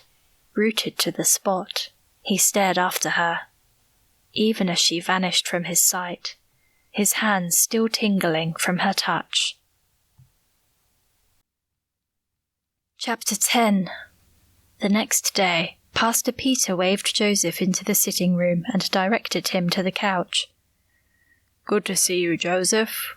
What did you want to talk about? It's not often I get a ministry request from any of you Carltons." "I suspect it's usually my mother who comes to see you." Joseph smiled as he chuckled lightly. Easing onto the couch, he took a deep breath. Now he was here, his hands had grown clammy. Thanks to his long night worrying about Holly and pondering her visit, he was also exhausted. But he couldn't put this off any longer. The calling needed to be answered. He cleared his throat as the pastor waited patiently for him to speak. The older man's eyes were kind and helped to settle him. "You gave a sermon recently about answering God's calling on our lives," Joseph began, then hesitated. The pastor nodded encouragingly. "It spoke to you?" "Yes, although it was a new feeling. Ever since, though, it hasn't left me. Then the other night, after speaking with Eli, I was praying, and I got a strong sense that God was telling me to minister to the lost." He felt almost embarrassed now that he was stating it out loud. Could God really speak to him like that? The pastor didn't seem surprised at all, however, and instead nodded thoughtfully.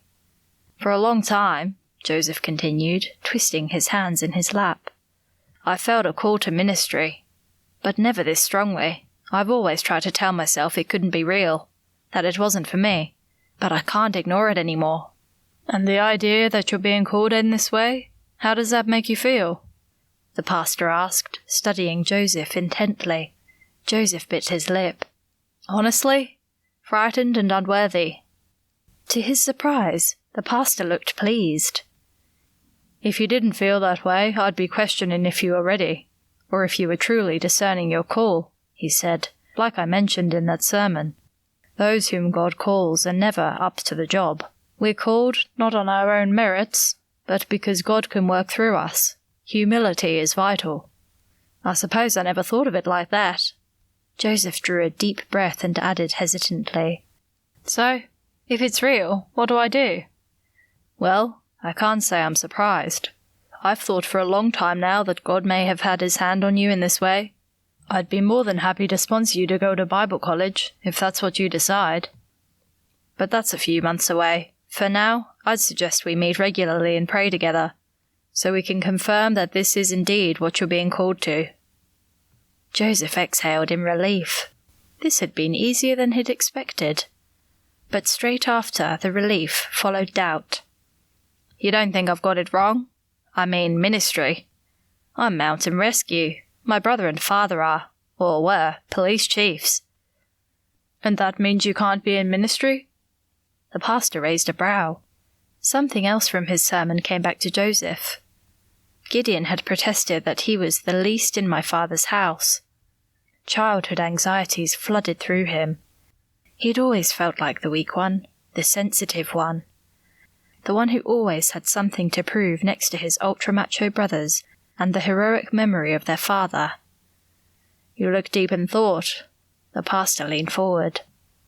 Joseph met his gaze, feeling suddenly raw and vulnerable. It wasn't a feeling he enjoyed. "I'm a Carlton," he said, as if that explained it. The pastor, however, seemed to understand. "You think you'll be letting the family name down?" Joseph nodded. Inhaling deeply, the pastor folded his arms and settled back in his chair. "Do you really think that being called to the ministry is an easy path? I can assure you it isn't. There might be less physical danger, but it's not a role for the faint-hearted." "Yes, I suppose I know that," Joseph said. "But that's another thing. I don't know if I'm good enough. I understand the importance of humility, but what if I'm simply not up to it? Don't you think that's for God to decide?"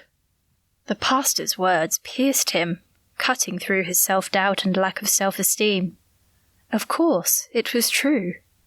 All through Scripture the Lord called the last and the least, not the strongest or the proudest. "I don't need to be better," he said with wonder in his voice. "I just need to surrender." "Exactly," the pastor said with a smile. They prayed together, asking for God's guidance in discerning Joseph's next steps. Then they chatted for a while over a pot of tea, with Pastor Peter sharing stories about his own early days as a minister, and how he, too, had questioned it all at first. Joseph left feeling both nervous about his future prospects and relieved that he'd finally taken the plunge. Now he could resume worrying about Holly. Her appearance last night had concerned him. He was certain she wasn't being fed properly, and he'd noticed bruising around her wrist. She was obviously in danger, but too stubborn to give up her mission. He admired her tenacity, even as it frustrated him. Rob had a rare weekday off work, so after leaving Pastor Peter's place, Joseph decided to call on his older brother on his way home. He lived not far away, in a small workers' cottage that he and Emma had bought just before they got married. When Joseph arrived, his brother was doing some odd jobs around the house. "Don't you ever relax?" he chided. Rob laughed. "You can't talk. You spend every spare minute on that mountain. How are things up there? Any news on our resident cultists?" "That's actually what I came to talk to you about," Joseph told him. Rob's smile slipped. He set his drill down and led Joseph through to the kitchen where they both sat at the table. "Go on," he said. Joseph told him about Holly while Rob listened intently. "She's in danger," Joseph concluded. "But I can hardly go launching a rescue mission if she doesn't admit it. Can you do anything?" "No," Rob said, the frustration evident in his voice. "As abhorrent as they sound, they're not breaking the law, police chief or not. I can't go issuing warrants with no evidence, or unless she's explicitly stated that she's being abused, in which case it would be a safeguarding concern." Joseph shook his head. "No, she spoke about their beliefs, which are sinister, and they're clearly operating as a supremacist cult. But that's not illegal, is it?" "Not yet," Rob said. "If they were to get involved in the actual neo-Nazi activity, they'd become an illegal group, but so far, we don't have any evidence of that. Keep the lines of communication open with Holly. If anything does happen, within the cult or to her, we'll go straight in. It's good that she's got you looking out for her." Joseph didn't answer. Rob peered at him and then raised a brow. "What does she look like, this Holly?" The way he asked made Joseph defensive. "Why is that relevant?" he asked. "It isn't," Rob shrugged, grinning. "But your reaction to the question is. You like her, don't you?" "I barely know her," Joseph protested, but he felt his cheeks go warm. His brother knew him too well. "I barely knew Emma when I first realized how I felt about her. I fought it and tried to tell myself it was silly, that it wasn't real, but deep down I knew better." "That's different," Joseph mumbled. "Is it? How exactly?" Joseph couldn't answer. Thankfully, he was spared from his brother delving into the topic any further by the time Rob checked his watch and stood up. "Talking of Emma, I've got to pick her up from school as her car's in the garage. Do you want to wait? You can stay for an early dinner." Joseph shook his head. "I'd love to, but I need to get some sleep or I'll be dead on my feet." "Okay." Rob slapped him on the back. "Take care then." Joseph gave a nod and they stepped outside together. As he headed back to his house, he thought about his brother's words. Was his attraction to Holly that obvious? Chapter 11. 3 days after she'd gone to see Joseph in the middle of the night, Holly was feeling a little brighter. She was no longer fasting, and some of her strength had returned, along with her resolve. She'd been praying every night, but not the prayers that Sally expected her to say, which were all about preserving the sanctuary of pure light and creating their version of God's kingdom on earth. Instead, she'd started talking to God again, just like she had as a kid, and in spite of the danger she knew she could be in if she were caught, she felt an intuitive sense of protection. Knowing that Joseph was thinking of her made her feel less alone, too. She'd texted him every time she had the chance to let him know she was doing okay.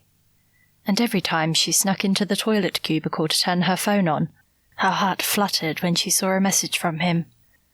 Not that he was ever anything but cordial and professional, but even so, she sensed that she'd found a friend.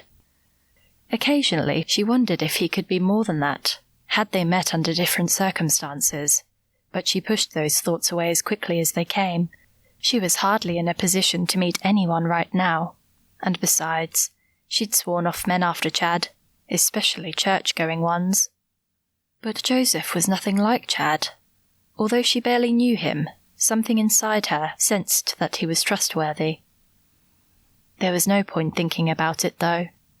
As soon as she had her story, she'd be out of here, hopefully to move on to bigger and better things. Holly? Sally looked up and pursed her lips as Holly entered the kitchen. Holly's head jerked up. It was her turn again to peel potatoes for dinner. It was a good few hours' work, and the rusty potato peeler kept cutting her fingers. Am I late? She asked, looking suitably subservient. It wasn't entirely an act. Sally was incredibly domineering, and Holly often felt her confidence wilting around the woman. No, you just look miles away, Sally said suspiciously. I've noticed you seem lost in thought these past few days. Is there anything you want to tell me? Holly shook her head, hoping she didn't look as guilty as she felt. She took her place at the wooden counter, picked up the peeler and made a start on the potatoes, next to a young girl peeling carrots, who couldn't be much more than 16. Holly had never heard her speak. Sally wasn't peeling anything, of course. She was supervising. I think I'm just tired. I'm sorry, Holly said contritely. Sally stepped closer, almost leaning over the counter, expecting a tirade. Holly flinched. When Sally spoke, though, her voice was surprisingly soft, as though inviting Holly to confide in her. Has one of the young men caught your eye? You can tell me if they have. Nearly dropping a potato, Holly shook her head. No, of course not. Sally tutted. I'm glad you're modest. Of course. We don't tolerate wantonness here. But you are at an age where you should be partnered. If there's someone you're interested in, tell me. You're one of us now, and Carl is very fair. He always tries to make sure the marriages are welcomed by both parties. A godly marriage is for life, after all. Trying not to react with revulsion as she understood what Sally was saying. They were trying to arrange a marriage for her.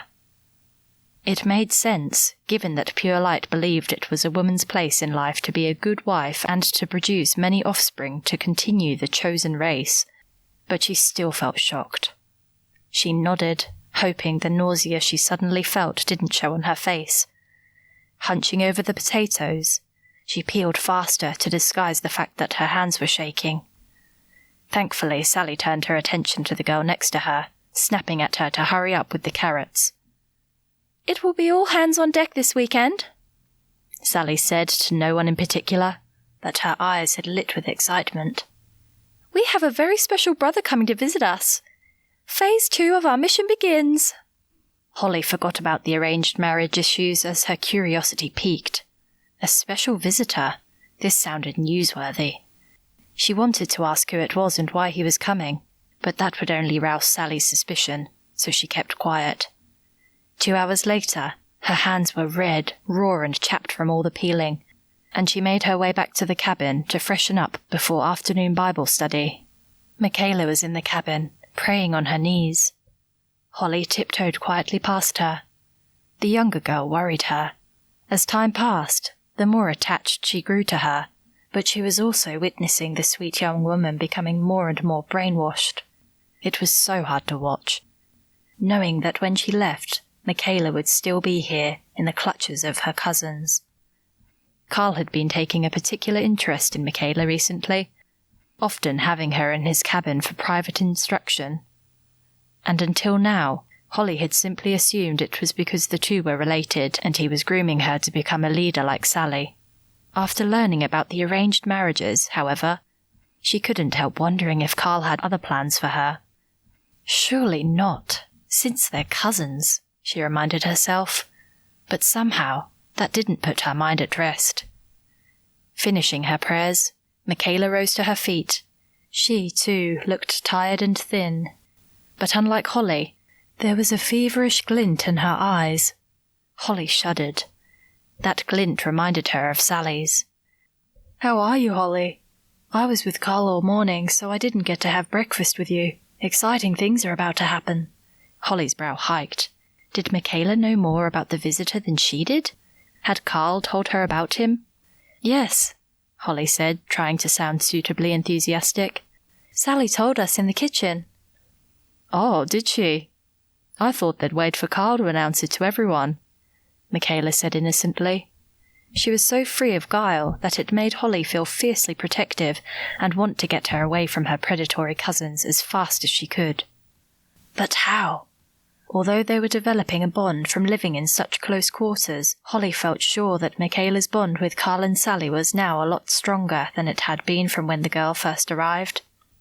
If Michaela found out what she was really doing at Pure Light, Holly was sure she'd have no hesitation telling them. She'd see it as the morally right thing to do. "Well, we have to get ready for his visit," Holly said casually. Michaela nodded fervently. "Ryan Spencer is practically a celebrity in America, isn't he? I can't believe he's coming all the way out to preach to us." Holly frowned. The only person in the public eye that she knew with that name was a controversial far-right speaker.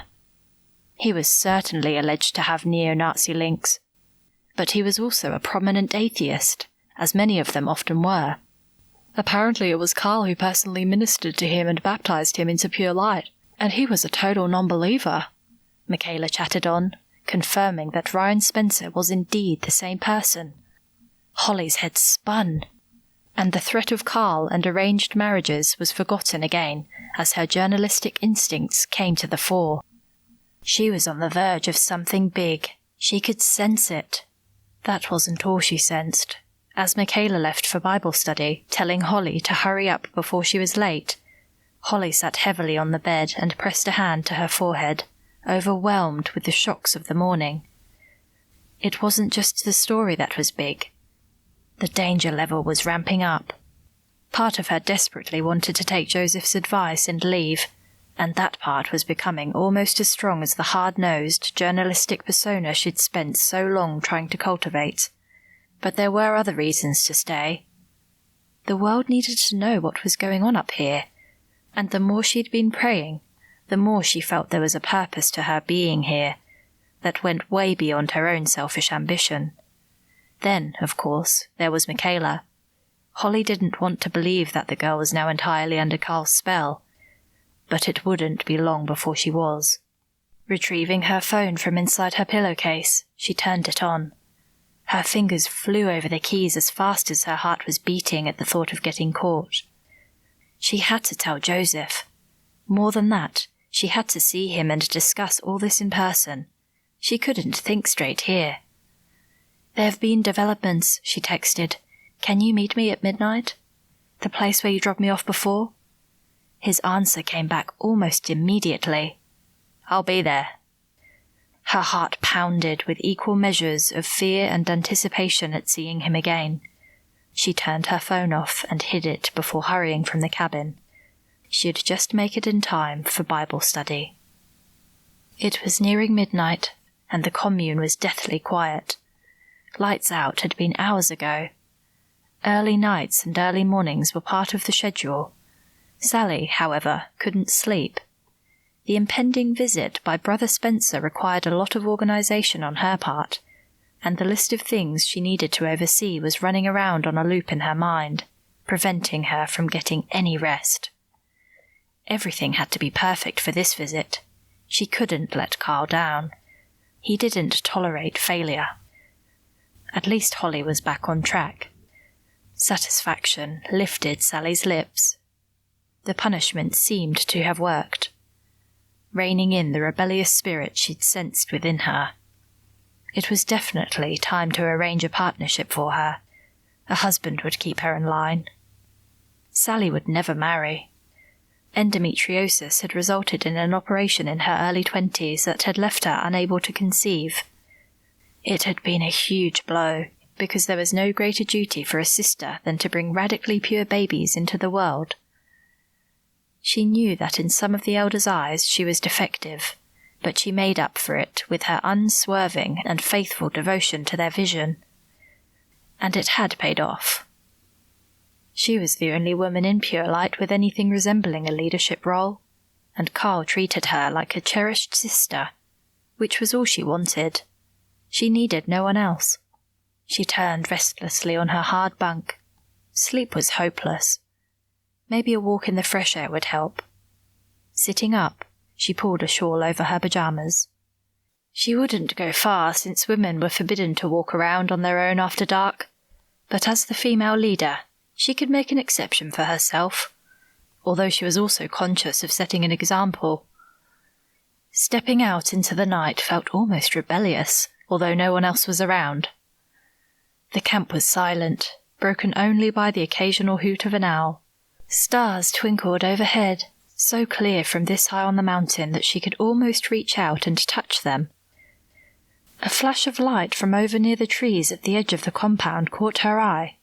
Peering in the direction it came from, she frowned. It looked like a small torch. Pulling her shawl tightly around her shoulders, she headed in the direction of the quickly vanishing light. Was someone creeping around beyond the trees? Spying on them? Joseph Carlton, maybe? She wouldn't put it past the man. Carl thought he was trouble, and given the family background, she sensed her brother was right. The Carltons were nothing but a small-town family, yet seemed to have a history of getting in the way. Her uncle Eric was still cursing Rob Carlton for foiling his plans last year. But God worked in mysterious ways, and if that hadn't happened, they wouldn't have been able to start the commune here. It was the perfect place, or would be, if the Carltons weren't patrolling the mountain and surrounding areas. As she crept through the trees, the light appeared again. She crouched down and peered through the branches. A figure was moving down the mountain, away from the commune. She inched forward, peering through the shadows. Who was it? Whoever it was wore a long skirt, and a long plait trailed down her back. Sally's eyes shot open. It was a pure-light woman. An owl hooted, and the woman turned her head, just enough for Sally to catch a glimpse of her profile, lit up by the faint light from the torch. She couldn't be certain, but she was almost sure it was Holly. She clenched her fists. How dare she? Although Sally wasn't surprised. She'd suspected Holly's subservience was too good to be true. But where was she going? Keeping to the shadows and moving as silently as she could, Sally followed. Whatever Holly was up to, she would be roundly punished for it.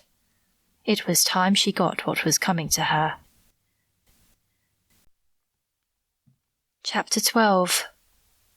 Joseph was there, waiting for her. He flashed a light which Holly hurried towards, glad to no longer be on her own. "Thanks for coming," she said, almost breathlessly when she reached him. "I didn't mean to drag you out on your night off." "It's fine. I was going to pop into the lodge to check on John anyway." His forehead creased as his worried gaze swept over her. "So what's wrong? Your text sounded urgent." She told him about the impending visit from Ryan Spencer, and although she hadn't intended to, she also mentioned the arranged marriages and her worries over Michaela. "I may have gotten completely the wrong idea about what Sally and Carl have planned for her," she said with a frown. "But whatever it isn't good. She's their family, after all. They could be grooming her for some kind of position in the cult. Although apart from Sally, so far, I haven't met any of the women who do anything other than cook, clean, and go to study group. We don't really speak to each other.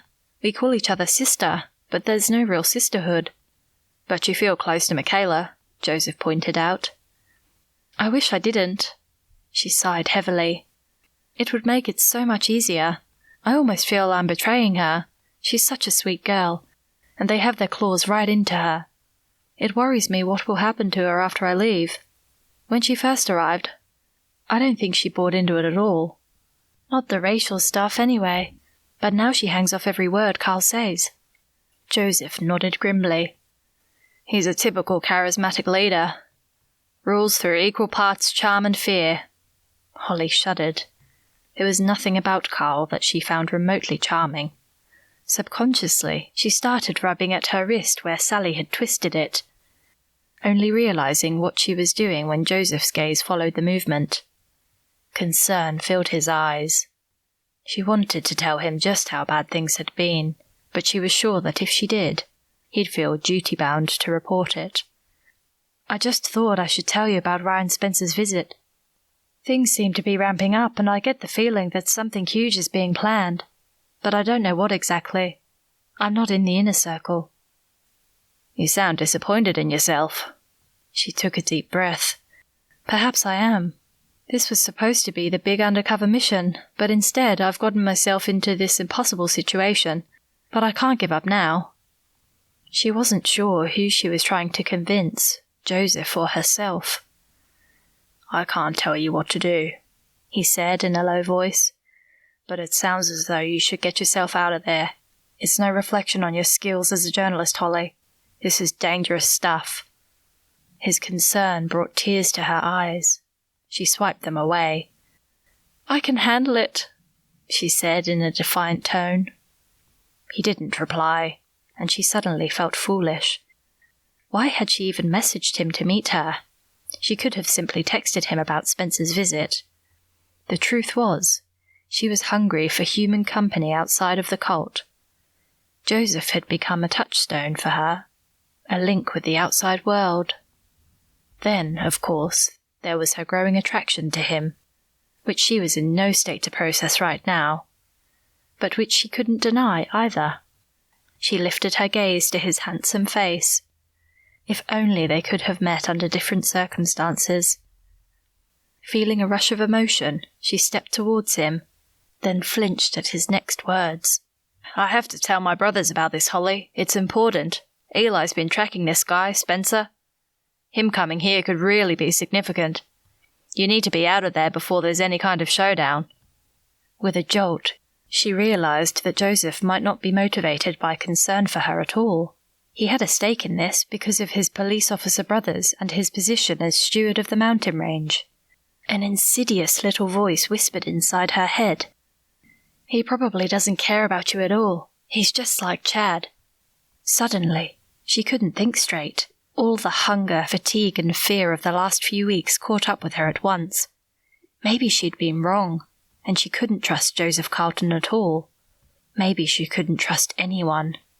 I should never have told you, she snapped. His eyes widened, and his jaw dropped. This isn't the time for the police to move in at all. It's just a speaker coming, she continued. One with potential terrorist links. He folded his arms and stared at her, piercing her with his gaze. Are you really prepared to take that risk for a story? That stung. Turning, she began to walk away, back to the commune. Where else did she have to go? She was alone. Holly! He called, coming after her. She whirled around to face him, anger bubbling inside her out of seemingly nowhere. Leave me alone! You've just been pretending to befriend me this whole time, just so you could report back to your brothers. He breathed in deeply, shaking his head. That's not true, Holly, he said firmly but gently. She was so angry she stormed off. She didn't need him, or anyone. She would get her story, and then she'd be out of there. He didn't follow, but although she didn't turn back, she could feel his gaze on her back. By the time she tiptoed into the camp, her anger had abated somewhat. Perhaps he was right. Perhaps it was time to get out, to admit that she'd bitten off more than she could chew. She stopped in her tracks, so lost in thought, she hadn't seen Sally standing in front of her cabin until she almost walked into her. Sally wore a triumphant grin as she waved Holly's phone in her hand. Holly groaned. How had she forgotten to take it? The battery had been so low, so she'd found a small torch in the kitchen and taken that instead. But she still should have taken her phone. She turned to run, but it was too late. Sally's other hand lashed out like a whip, grabbing her arm. Holly tried to grapple with her to get free, but Sally was a lot stronger than she looked. Holly screamed, hoping that somehow Joseph would hear her. Instead, lights flickered on in all the cabins around the camp while Sally dragged her towards Carl's. He stepped out onto his porch, and once his gaze landed on the two women, he hurried down to them. What's going on? His voice boomed like thunder while his eyes darkened dangerously. Holly froze. She looked around desperately, but everyone stared at her and Sally. They'd be after her in a heartbeat if Carl uttered the word.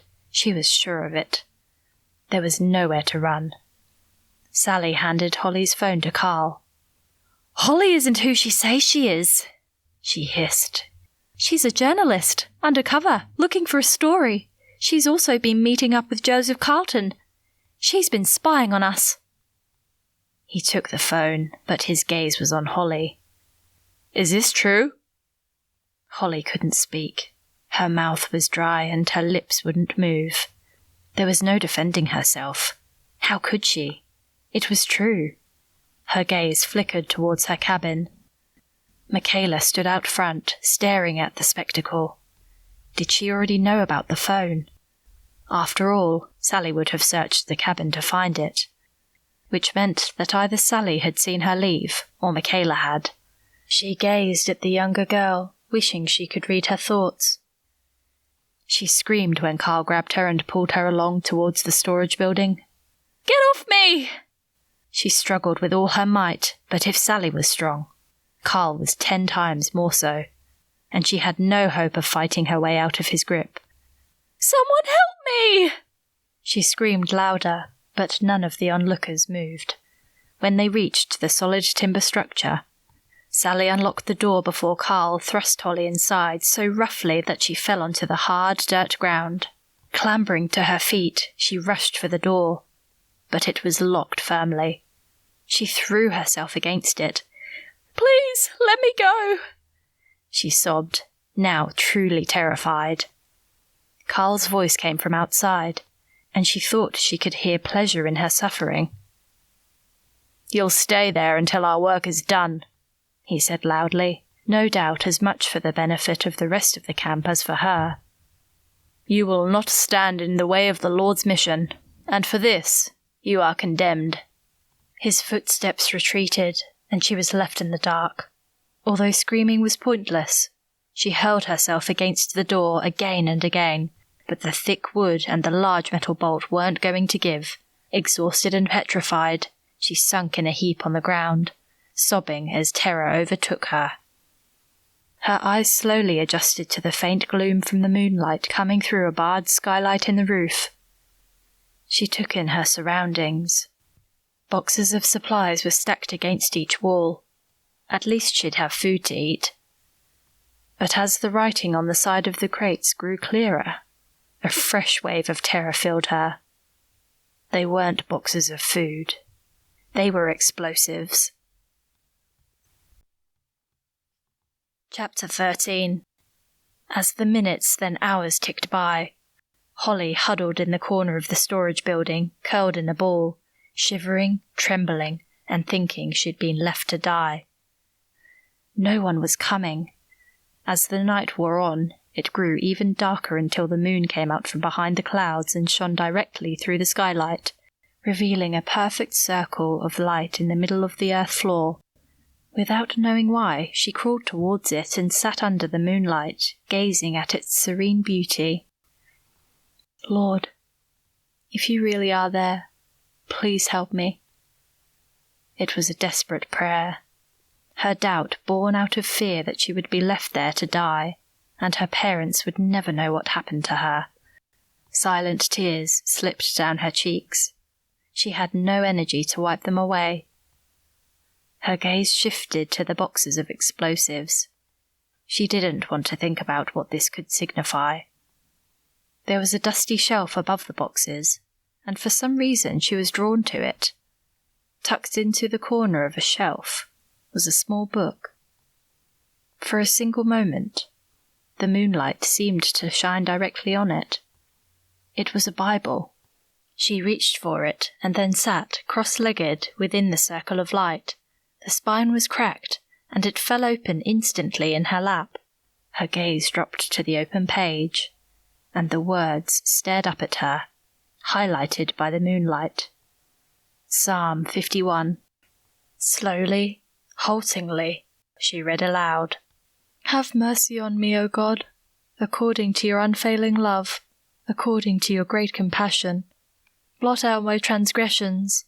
Create in me a pure heart, O God, and renew a steadfast spirit within me. Do not cast me from your presence or take your Holy Spirit from me.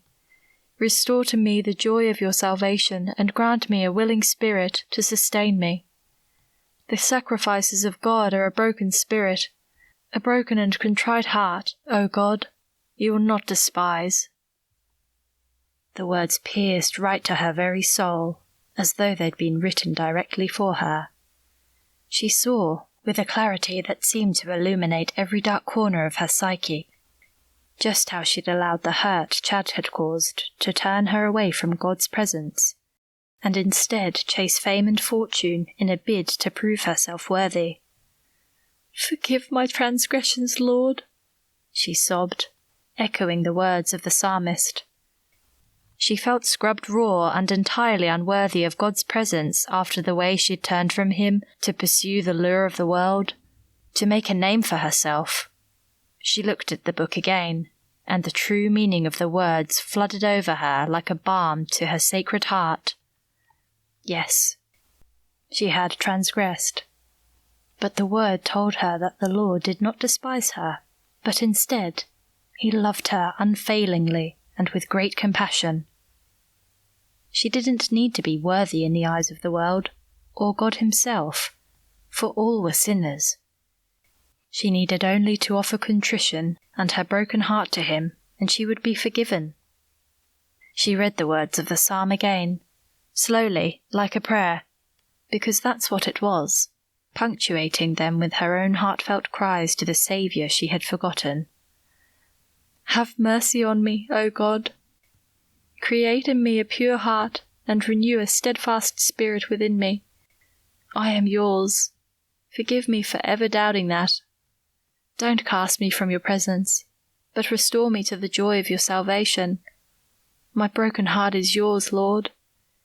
Do with me as you will." The moon seemed to shine brighter, almost blinding her with its pure light.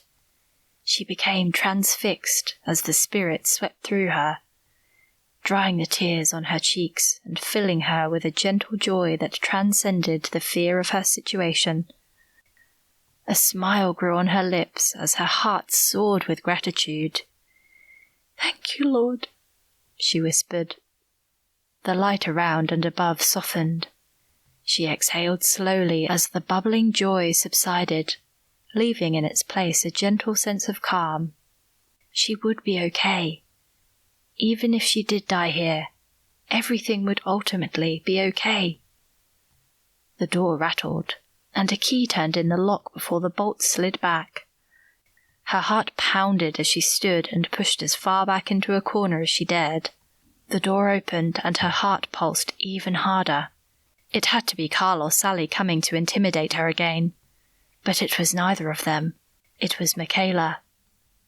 Holly breathed a sigh of relief.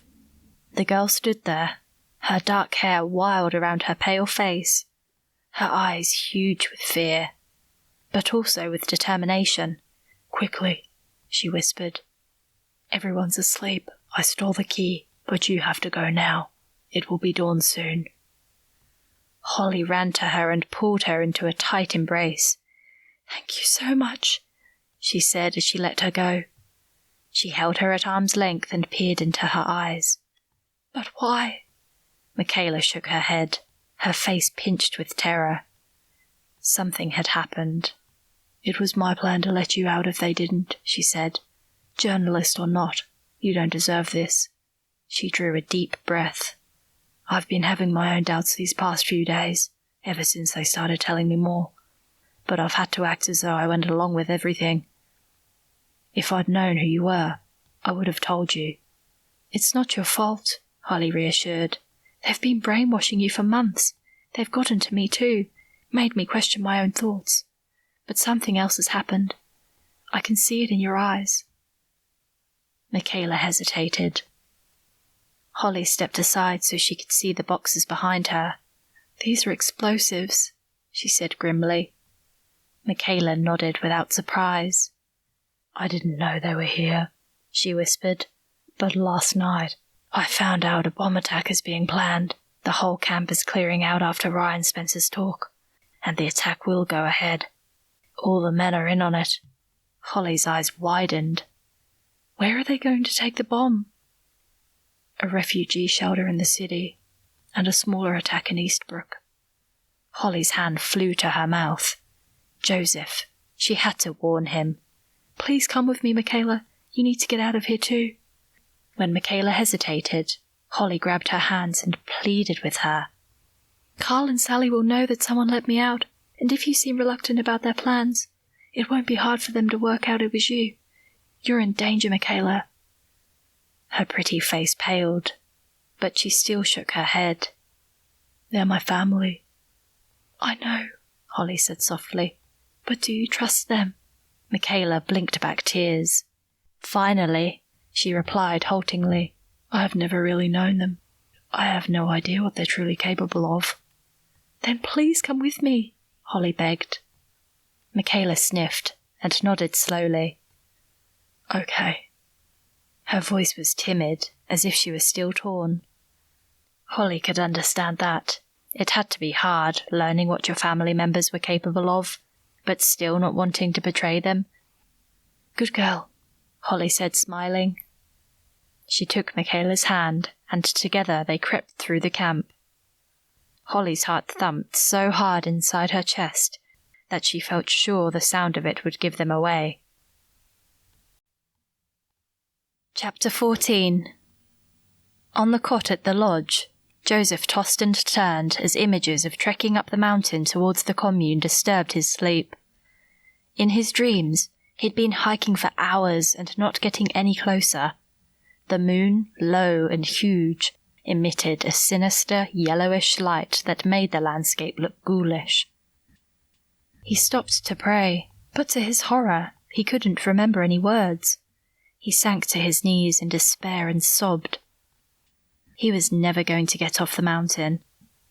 Somewhere in the distance, a woman was sobbing too, and the sound wrenched at his heart. It was Holly. He tried to call out to her, but his voice wouldn't work. He tried to get to his feet to find her, but his body felt like it was trapped in treacle. The wind rustled as though it was laughing at him, mocking his feeble attempts to get up and go to her. Then everything changed. He was in his mother's kitchen alone. The room was sparkling clean and filled with soft white light that made him feel clean. He suddenly couldn't remember what he'd been scared of a moment before. "Joseph," came a voice from behind him. He turned. A man stood there. George Carlton. His father. "Dad!" Joseph's voice choked on a happy sob as he took in his father's appearance, remembering every happy moment of his childhood. Then he shook his head sadly. "I've let you down." "You could never let me down," his father said, love sounding in his voice and shining from his eyes. "I'm so proud of you, son." "But I'm not like my brothers," Joseph said. "I try to be, I really do. But I'm not a hero like them, like you." "There are different types of heroes in this world," his father said. "You have a different calling. Embrace it. If you need my blessing, you have it. You always have." Joseph's eyes filled with tears of joy as he stepped forward and embraced his father. Strength flowed into him. "You have to go now," his father whispered. Joseph felt like a child again. "Can't I stay with you?" "You have to wake up. Holly's in danger."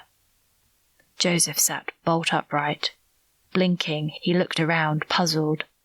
As the interior of the lodge became clear and the edges of his dream faded. But he remembered his father's words. Holly's in danger. He jumped to his feet. He had to go to her. The dream was too vivid not to be true. He pulled out his radio to call the police station and talk to Rob, but then hesitated as he thought through what to say. Could he really call the police over a dream and request them to go up the mountain in the middle of the night? No. He put the radio down and went into the other room where John was yawning while sitting at the desk reading the newspaper. "Everything okay, bud?" he asked. "It sounded like you were having a bad dream at one point. I was going to come in and wake you." "I'm not sure. I might take a walk up the mountain towards the commune," Joseph said. "At this time of night?" "I've got a bad feeling I want to check it out." John looked skeptical but shrugged. Okay, whatever. Take your radio just in case. Joseph nodded and left. He was halfway to the commune when he wondered if he should have brought the rifle that was kept in the locked cabinet in the lodge. It had only ever been used for putting sheep with broken legs out of their misery, but he had a feeling that tonight it might be needed for something more. He hesitated. Should he go back for it? By the time he decided he would, it was too late. Someone or something was hurtling towards him. Heart pounding, he peered into the distance. It looked like 2 women, and he was sure one of them was Holly. An owl hooted somewhere overhead, waking Sally from her slumber. She yawned and stretched like a cat before rolling over to get comfortable and go back to sleep, smiling to herself as she remembered the events of the day. She was glad Holly had been exposed. She'd taken great pleasure in revealing the contents of her phone to Carl. Holly was the snake in the garden, sent to plot their downfall, but Sally had caught her, and now her ability to bring harm to pure light had been neutralized, just in time for their plans to go ahead. The time for the great battle had come, and Sally couldn't wait to be a part of it. She welcomed every chance to show her brother that she was worthy of his love. That awful Holly could have destroyed everything. The more she thought about it, the angrier Sally grew. Sleep eluded her as she stewed on her resentment. Holly had pulled the wool over her eyes completely, making her look a fool. She wouldn't tolerate it. She was worried she'd gotten to Michaela, who'd been quieter than usual when she was let into their plans. She should have been proud and honoured that she'd been brought into the inner circle. What poison had Holly been dripping into her ear? It was pointless staying in bed. She'd go and question Holly herself, taunt her a little, just to let her know her place. But when she went to get the key from the box under her bed, it wasn't there. Curses slipped from her lips. This couldn't be happening. In a panic, she sprinted across the camp to the storage cabin. The door was wide open. The stupid woman had escaped. But how? Drawing a slow breath, Sally inspected the door.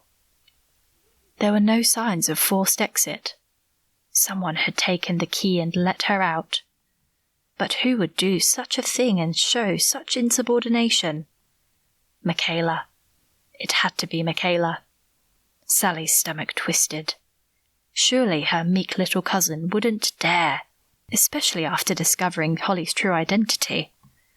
She'd looked heartbroken at the revelation. Sally hurried to the girl's cabin, already knowing what she would find. She was right. The cabin was empty, which could only mean that Michaela had let Holly out and they'd gone off together. She needed to tell Carl. She sprinted across the camp, but as she hammered at his door, she cringed while anticipating his reaction. The door opened and he glowered at her. "What do you want, Sally? It's 3 a.m. Shock and rage filled his eyes as she stammered out the news. "We have to go after them and drag them back before they do any damage." He disappeared inside and then returned with a gun. Sally's gaze locked onto it. "Do we really need that?" Carl's slap to her face took her by surprise and almost knocked her off her feet. She clutched her cheek, staring at him with hot, humiliated tears filling her eyes. "Don't you dare question me," he hissed. "It was you who brought that woman here in the first place." Sally bowed her head and followed him obediently. Chapter 15. Holly ran straight into Joseph's open arms. As he wrapped them around her and held her tight, she was certain everything would be okay. The sense of safety she felt in his arms was both alien and yet oddly familiar. He finally released her and stepped back, placing his hands on her upper arms as he stared into her eyes. "What are you doing here?" she gasped. "I stayed at the lodge in case anything happened. I woke with a feeling you were in danger. It was the Holy Spirit that made me aware, I'm sure of it. What's happened?" Holly stared at him as she absorbed his words. Clearly, she wasn't the only one the Holy Spirit had showed up for that night, and she felt the fledgling bond between them deepen further. But there was no time to talk about that now. Sally caught me coming back in, and Carl locked me in the storage cabin. She swallowed hard. There are explosives in there. A lot of them. She turned towards Michaela, and the girl stepped forward into the moonlight, nodding her head with a grim expression on her face. I let Holly out, she said. Carl, our pastor, and Sally are my cousins. They've been mentoring me, but I didn't realize what they are up to until tonight. And they're planning a terrorist attack in the city and in Eastbrooke. Joseph's eyes shot open. He reached for his radio. I have to call Rob, he said, glancing at Holly. She nodded. Of course. I'm sorry I got angry with you before. I've been so silly. Don't apologize. I'm just glad you're safe. Come on. I'll take you both to the lodge while I call Rob and get him and his team up here. The trio started weaving their way down the slope. With only a torch and moonlight to guide their path, they couldn't hurry, although Holly felt the urge to do so. The further she got from that place, the better. Halfway down, the sound of twigs snapping came from behind. They stopped, listened. Someone was following. Heart pounding, Holly turned around slowly, although she already knew who it was. It was too late to escape. Carl stood there, gun raised and pointed at them. With the moonlit shadows dancing behind him, he looked the epitome of evil, not the holier-than-thou leader of a so-called Christian community. Joseph stepped forward, spreading his arms as though trying to shield her and Michaela. Carl jerked the gun so that it pointed directly at Joseph. One more move, Carlton, he sneered, his eyes glittering dangerously, and I'll shoot. Crackling came from the radio in Joseph's hand. Was someone trying to get through? Holly thought she could hear a voice. Please, Lord, please let someone hear us and know we need help. Put the gun down, Joseph ordered loudly but calmly. But was it loud enough for someone on the other end to hear? The radio crackled again. Carl's gaze momentarily shifted to it. Get rid of it. He nodded towards the bushes, his voice quiet but menacing. When Joseph hesitated, Carl jerked the gun aggressively towards Holly. Joseph tossed the radio, and any hope Holly had of getting out of there alive sunk in her chest like a stone.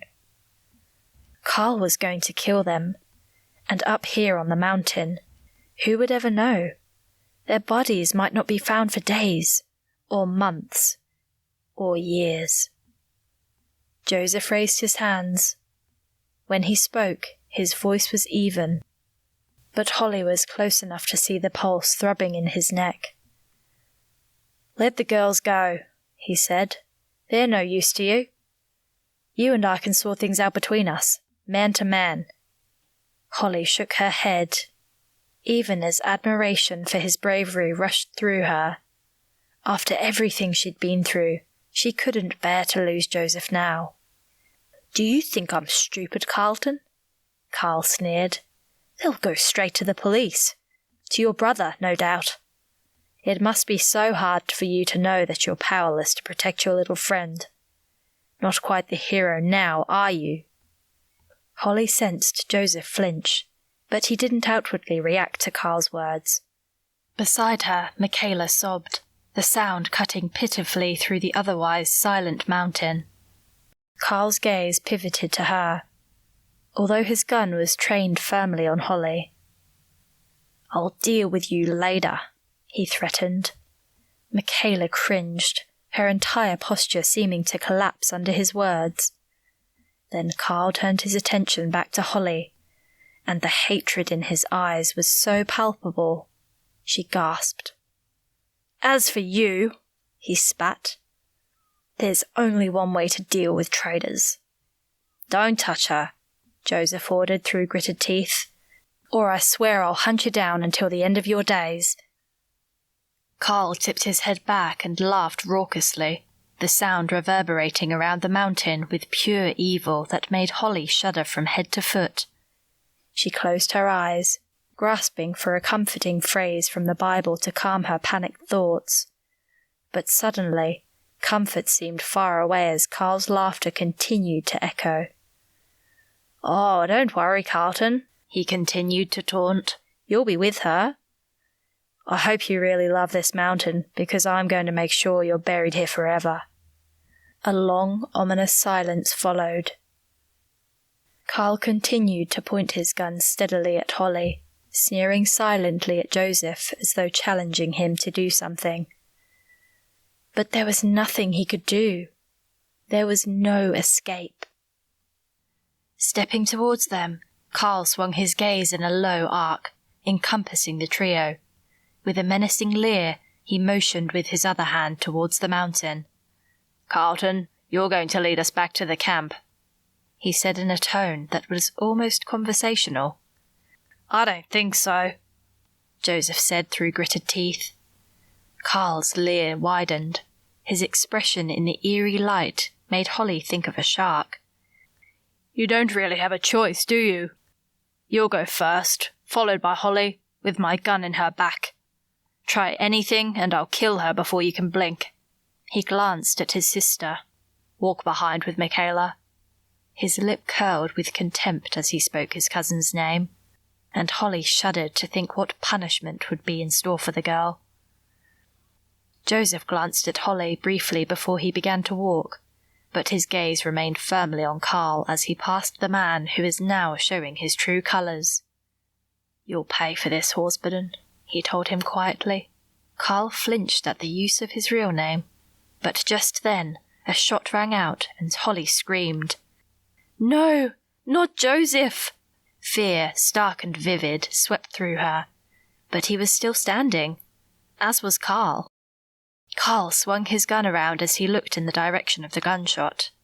Another man approached slowly with his rifle pointed. Holly recognized John, Joseph's partner from the rescue lodge. She was about to breathe a sigh of relief when Carl made a sudden grab for Michaela and pushed his gun into the side of her head. Everyone froze. John stopped a few meters from them. His eyes flickered nervously as he kept his rifle trained on Carl, his gaze darting towards Joseph as though waiting to be told what to do. Joseph took a step sideways, closer to Holly, but stopped when Carl snarled at him. "Stay put, Carlton, unless you want blood on your hands." "You can't hurt Michaela," Holly gasped. Tears streamed down the girl's face as she stood trapped in Carl's arms. "She's your family."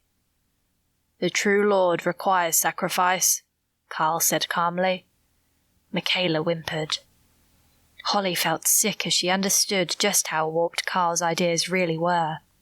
There was nothing of the true God in his twisted ideology. "Horsburden," Joseph said firmly, an undercurrent of anger and fear in his tone. "Let her go. You don't want to do this. It's over." "You don't get to tell me when it's over," Carl responded, with hate blazing from his eyes. Holly's gaze turned to Sally, who had barely moved throughout the whole interaction, standing as still as a statue as she watched events unfold. Holly searched her face for a trace of compassion and empathy. "Sally," she begged, "you can't let him hurt Michaela. She's your cousin. You took her in." Sally smiled, almost serenely. "Michaela is a traitor." With those words, Holly's hopes of any help from her faded. Carl was so far inside his sister's head that Holly suspected nothing would break her loyalty. Carl inched backwards, dragging Michaela with him. Sally frowned.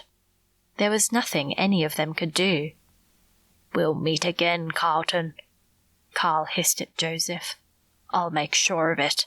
But right now, if you try to come after me, I'll shoot her without a second thought. And I know you won't let me do that," he continued, taunting. "Because you all have to be heroes, don't you? But not this time." Carl and Sally, with Michaela between them, had nearly disappeared into the trees when a loud roar filled the skies, and a blue light swept over them. "It's Rob," John murmured, just loud enough for Holly and Joseph to hear. "He radioed through to me at the lodge because he knew I'd get here quicker." So Rob had heard the radio. Euphoria filled Holly. Thank you, Lord. The helicopter continued to lower until it hovered just above them, the sound of the rotors deafening as dust was whipped up and swirled around. A voice, sounding a lot like Joseph's, shouted through some kind of megaphone. "This is the police. Drop your weapons and raise your hands." Carl shoved the gun harder into Michaela's head. She squealed loudly. Then a red dot appeared on both Sally and Carl's foreheads. "I repeat, drop your weapons," Rob said again, "or I'll give the order to shoot." Now that her own life was in danger, Sally's demeanor finally cracked. Sobbing, she pleaded with her brother. "Carl, let Michaela go." Although Holly hoped the woman had gathered some empathy for her young cousin, she doubted it. She was starting to believe that Sally was as evil as her brother. In a sudden movement, Carl tossed the gun and pushed Michaela into the path of John's rifle before turning and making a run for it towards the trees. Springing into action, Joseph raced past Holly. Within moments he caught up with Carl and wrestled him to the ground, and Rob and the police officer jumped out. Feeling weak, Holly sank to her knees on the ground as nausea overtook her. Her head was spinning, and everything around her seemed to blur. For a moment, she thought she would faint, but then strong arms were around her, lifting her to her feet, and her strength came back. Joseph gazed down at her, eyes filled with emotions so far unspoken. "Is it over?" she asked, her voice shaking. She looked around. Carl was being led, hands cuffed behind his back, into the helicopter. He looked smaller somehow, his entire body language expressing defeat. "For now," Joseph said softly. "And for you, yes, he can't hurt you now." She couldn't believe it. It was finally over. "Where's Michaela?" "I'm here," the girl said, her voice as shaky as Holly's. She stood with John, visibly trembling, but looking ever so relieved. Holly laid her head on Joseph's chest for a moment, and then stepped back, wiping her eyes as she realized she was crying. "Come on," he said softly. "I'm going to take you and Michaela to Max's. He lives at the ranch at the bottom of the mountain. We'll be safe there until Rob gets back." Overwhelmed with gratitude, Holly nodded. Then she frowned as she looked around. "Where's Sally?" Chapter 16. Holly and Michaela sat in front of Max and Jania's log fire, hot chocolates in hand. Michaela was silent, staring into the flames, while Holly spoke to Jania in low tones. Joseph felt simultaneously relieved that they were safe, and furious with Carl for threatening their lives. However, Sally was still at large. John was out searching for her with a police officer, while Rob had taken Carl back to the station to read him his rights. Joseph wondered if it would be Eli who would come to pick him up and take him to Melbourne. Counter-terrorist division would have a lot of questions for him. Joseph suspected Carl would tell them nothing, but if anyone could crack him, it would be his brother. Returning to the room after taking a phone call, Max motioned to Joseph. Joseph set his cup on the side and crossed the room. "There's no sign of Sally," Max said quietly. "They'll look again tomorrow." "I'll join them." Max shook his head. "No, brother. You'll take a few days off. You've been through a lot." "Not as much as the girls have." Joseph glanced back at the women around the fire, although he only had eyes for Holly. Max followed his gaze. "She means a lot to you, doesn't she?" "I barely know her, like I barely knew Jania when you said the same thing to me," Max reminded him. "And you were right, remember?" Joseph looked down, unable to put words to the tumult of emotions swirling through him. Seeing Carl with a gun pointed at her, he'd known in that moment that if he lost her, he could hardly bear it. He'd felt certain then that she was his soulmate. Now he wondered if that was a crazy thought. But then, the whole night had been crazy. How did you know to go back? Max asked curiously. For a moment, Joseph wondered how much to tell his oldest brother. He finally settled on the truth. I had a dream about Dad. He warned me, I think, or God did. The details are slipping away now. Max looked at him with empathy, as though he understood the journey Joseph had been on. I had a dream like that about Dad once, he said in a quiet voice. It changed my life. It wasn't just about Holly, though, was it? Joseph shook his head. No, he admitted.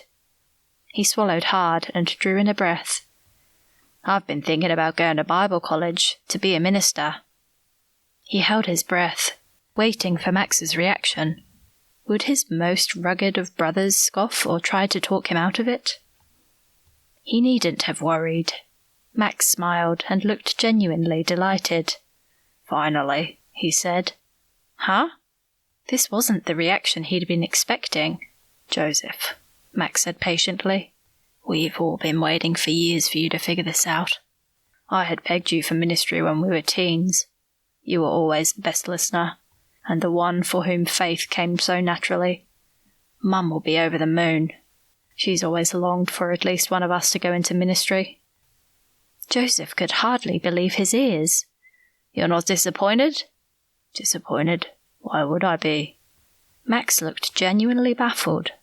I'm a Carlton, Joseph said, as though that explained everything.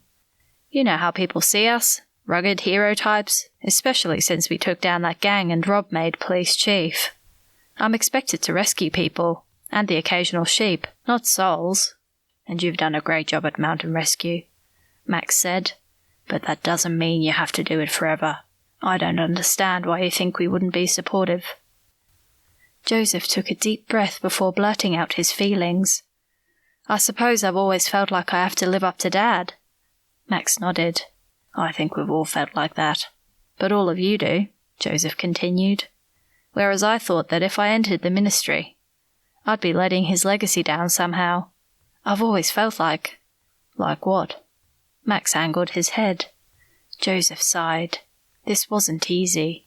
Do you remember that sermon a few weeks ago about calling and Pastor quoting Gideon when he said he was the least in my Father's house?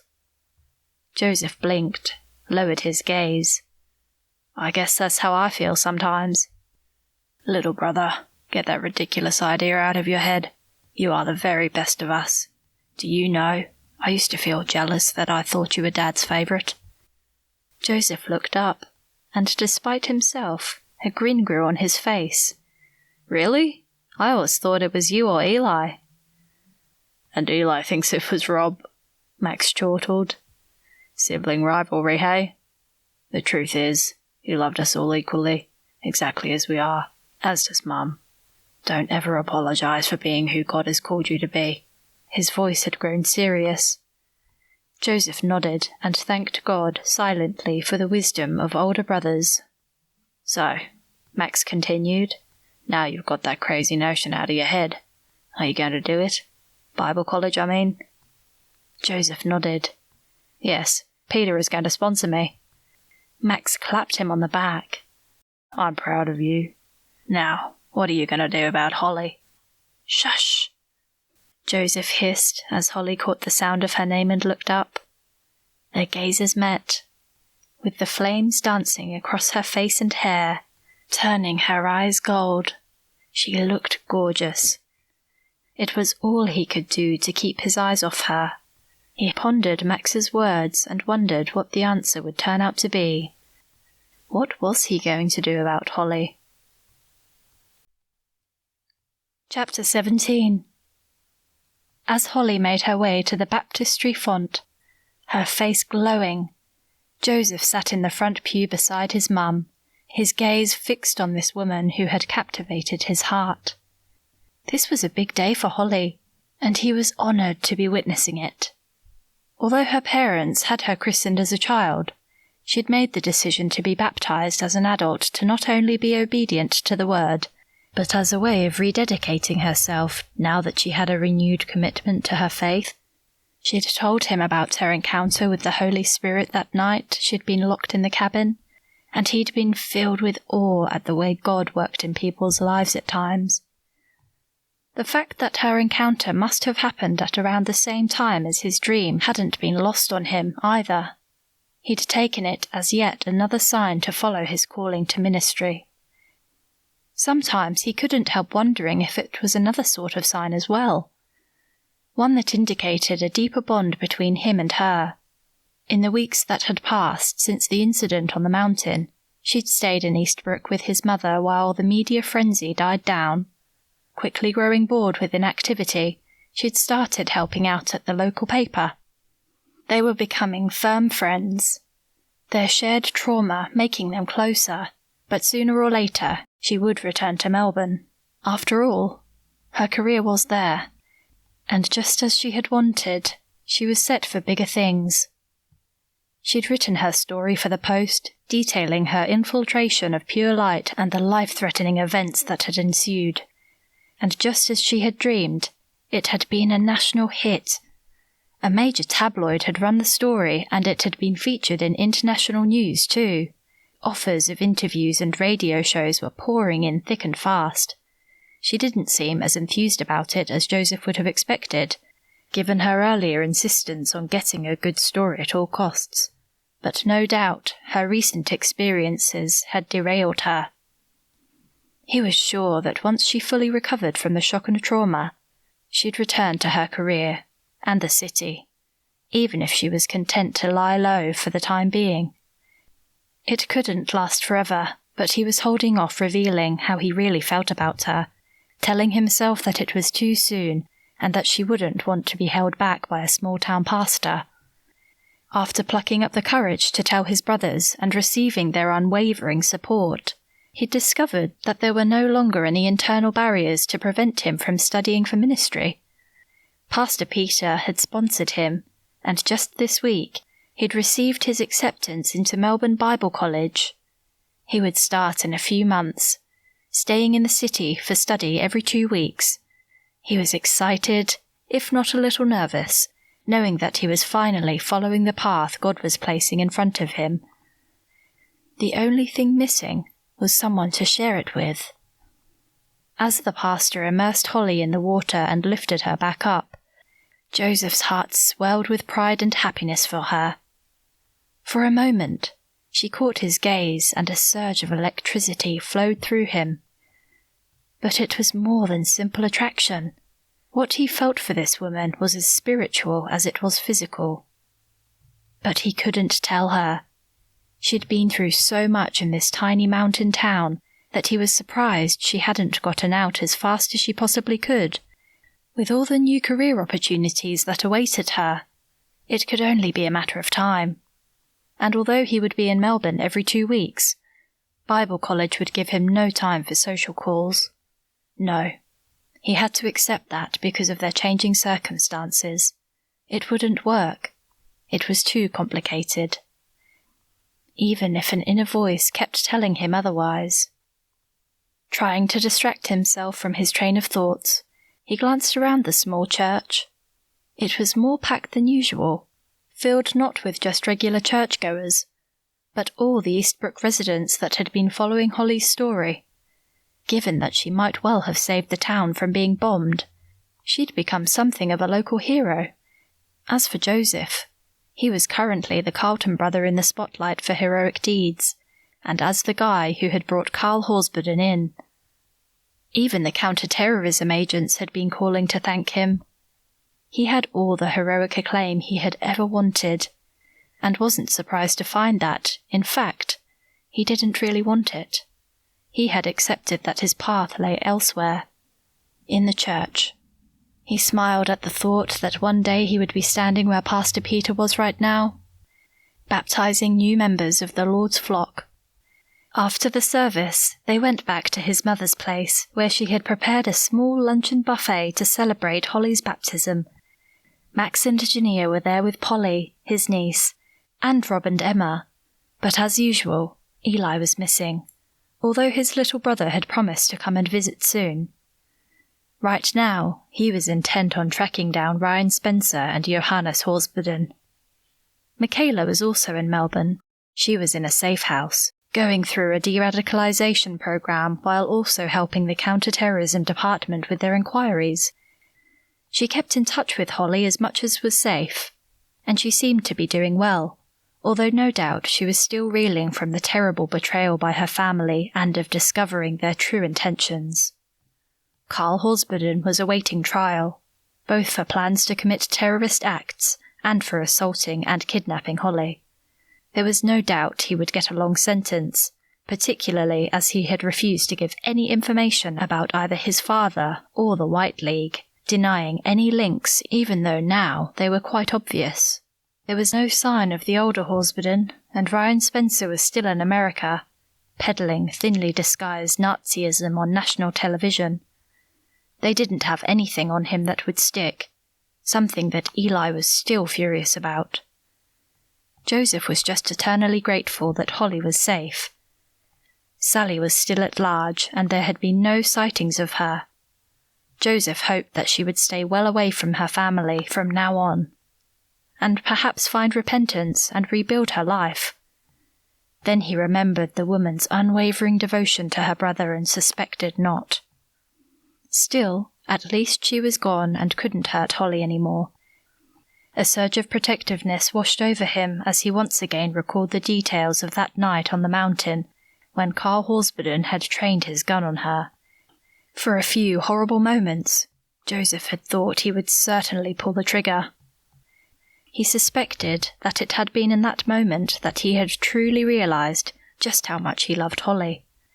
He went into the kitchen with his mother to help make coffee and tea, leaving Holly to be fussed over by his sisters-in-law and the other women from church. His mum smiled gratefully as he passed her the sugar bowl. "Thank you, son. How are you? You seem quiet." He hesitated. "I'm fine," he reassured. "Just thinking about everything." "It's certainly been a lot to take in these past few weeks," she said sympathetically. She looked at him. "Have you asked Holly out for dinner yet?" "What? No," he replied quickly. "You should. I see how she looks at you." "You're just trying to matchmake, Mum." Joseph grinned, but he felt the flutter of excitement in his stomach at the thought that his mother might be right. "Don't give me that, Joseph Carlton," she said in a mock-stern tone. "Now that Max and Rob are settled, I'm not on the same urgent quest for grandchildren as I once was, but I do know a spark when I see one, and it's there any time you and Holly are in the same room." Joseph sat at the kitchen table, momentarily forgetting all about the drinks. "Do you really think so? But what can I do? She'll be going back to Melbourne, and we'll both be too busy for a long-distance relationship. That's assuming she even wants one." His mother smiled indulgently. "Have I taught you boys nothing? If God wills it, then he will make a way.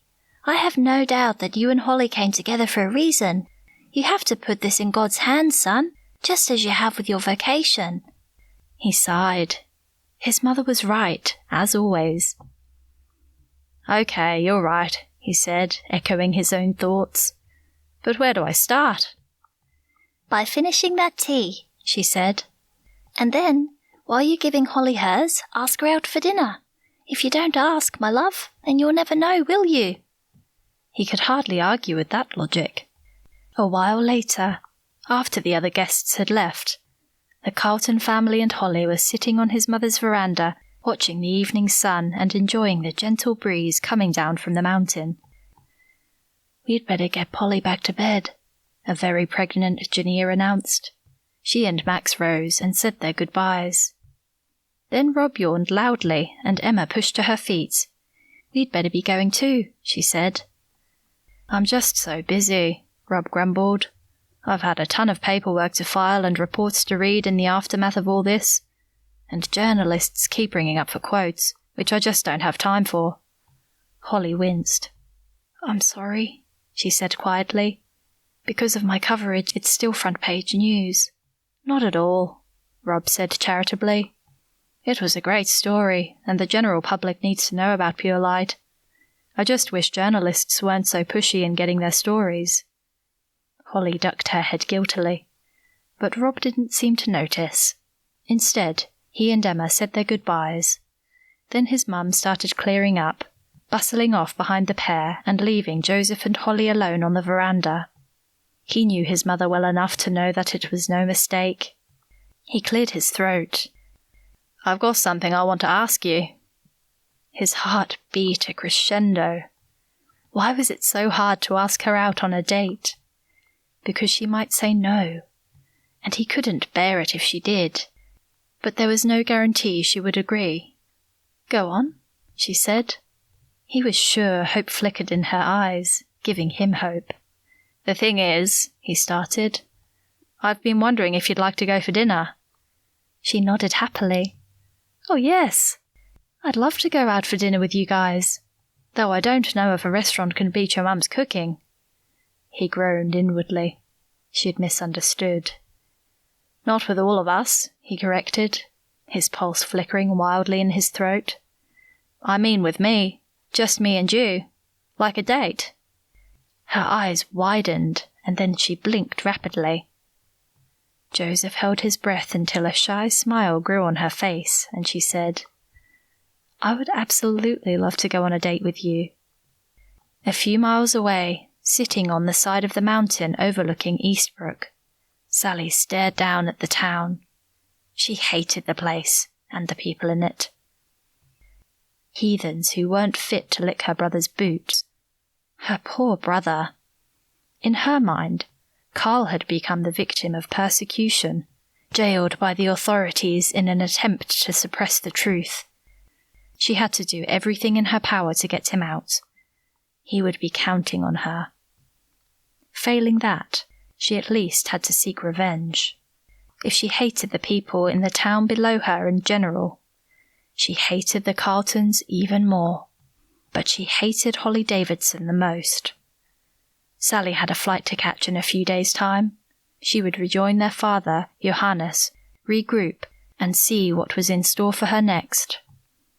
Freeing Carl would be a priority. The way she saw it, if Holly Davidson wasn't around, there'd be one less witness against Carl.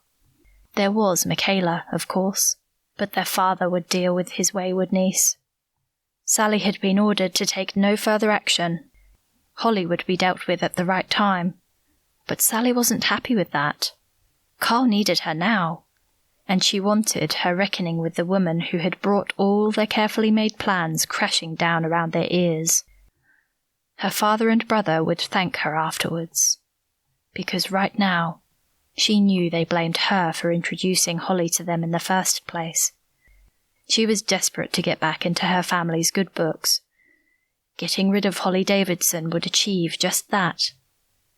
As she gazed down on the town, she allowed herself a small smile as she thought of the knife in her backpack. "I'm coming for you, Holly." Chapter 18. Holly lifted her gaze to the mountain, standing like a benign giant watching over Eastbrooke, and uttered a silent prayer of gratitude. Although memories of everything that had happened up at the commune still woke her occasionally during the night, she was intensely thankful for the breakthrough it had prompted in her life. She'd never felt so close to God, and getting baptized had been a wonderful experience. She loved being in Eastbrooke and getting to know everyone better, especially the Carltons. She got on so well with Jania and Emma that it felt they'd known each other for years, and Jean was like a second mother to her. She also loved helping out at the local paper, even if it was a lot smaller than what she was used to. Then, of course, there was Joseph. They'd been spending quite a lot of time together, but because he hadn't hinted at anything permanent, like marriage, she wasn't sure where their relationship was headed. There was definitely a spark between them, wrought by their shared experience on the mountain. But was that all it was? Without knowing his heart, she couldn't be sure, and she was too afraid of rejection to ask. Except now, she had decisions to make, and Joseph's intentions towards her factored into them. Although she'd now achieved her dream of landing a big national story, it didn't mean as much to her as she always thought it would. She was proud of her work and glad she'd been given the chance to expose a dangerous neo-Nazi group, but the fame and prestige aspect, now that it was on offer, meant nothing. That night when she'd been locked in the cabin had stripped away all pretense, and she now knew what was important in life. Faith, family and friends, integrity and love. She certainly had no intention of returning to the post, although William had suspected she was in danger. He'd encouraged her to stay for the sake of the story. That cutthroat world wasn't one she wanted to be a part of anymore. And yet it was still hard not to feel tempted to take one of the offers of reporting a big national paper that she had received. The Eastbrooke Telegraph had also made her an offer as senior editor. It was a high-level post, but with a small local paper. Did she really want to confine her skills to Eastbrooke? There was another option, of course, and one that seemed ideal. She could take the editor role while also doing some occasional freelance reporting for the big papers. She was regarded as something of a cult expert now, and with her proximity to Eli and Rob, she could even be the official reporter on the Halsborden case. She was already being offered large sums of money for a follow-up to her first piece. It was the ideal answer to her dilemma, but something was holding her back from making a decision. Joseph. She glanced up at him as he walked next to her. They were both on a lunch break. He'd been at Max's ranch teaching the local youth group about mountain rescue, and so they'd met up for a walk in the sun. She cleared her throat, trying to pluck up the courage to start the conversation they needed to have. "So," she began, "the Telegraph offered me a senior editor position." He stopped walking and faced her. "That's amazing! Congratulations! Are you going to take it?" She shrugged. "I don't know. It'd mean staying in Eastbrooke. I'd have to completely relocate and rent somewhere here, but I've also been offered a reporter position on the National." Was she mistaken, or did a flash of disappointment cross his face before he adopted a neutral gaze? Was he disappointed? "Please tell me you want me to stay." But she couldn't force the issue. It needed to come from him. "You should take the reporting position then," he said. Crushed, she bit her bottom lip in dismay. "Really?" She willed him to say something else, to give her any indication that he didn't want her to leave. He rubbed her forearms as he gazed into her eyes. "Yes, of course. It's always been your dream. There's nothing like that for you here." She swallowed the urge to cry. Was this his way of telling her he didn't feel the way she did? He must realize she had strong feelings for him. Perhaps this was his way of letting her down gently. "I'd better get back," she said, her gaze dropping to her shoes and wishing the ground would swallow her up.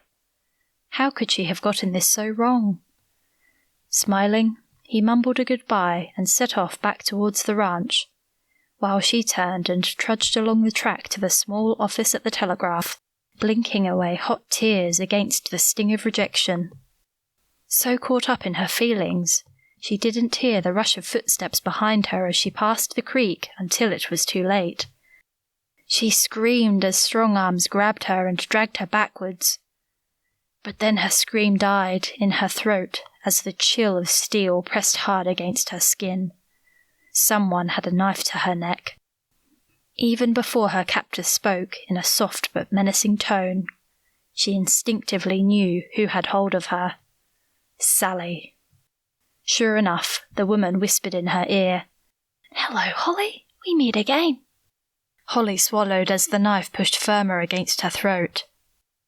Another millimetre and it would sink into her skin.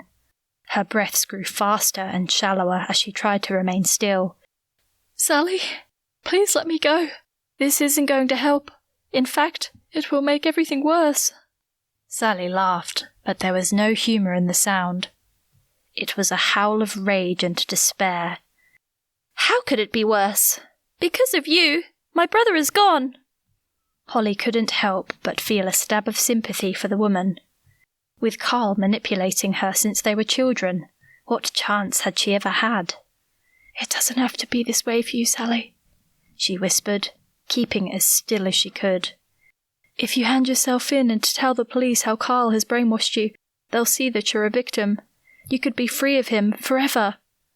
There was a pause, during which the pressure of the knife seemed to ease, but then Sally howled, a sound that was almost a sob, and she pressed the tip of the blade into her skin, and Holly felt a trickle of blood down her neck. She closed her eyes. Sally was going to kill her. Holly began to pray silently, asking God to keep her family safe and well, her friends in Eastbrooke, and even Sally herself. "I forgive you, Sally," she murmured as she blinked back tears. Suddenly, the knife was gone, and so was the weight of Sally's arms around her. Holly spun around. Joseph had hold of the woman, had wrestled the knife from her grip, and had thrown it into the bushes. Sally struggled, but within moments she crumpled and dissolved into raw sobs.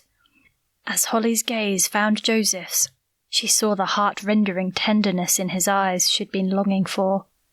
Joy like she'd not felt before bubbled inside her. "You came after me?" "Yes," he smiled. "To tell you what I should have told you before."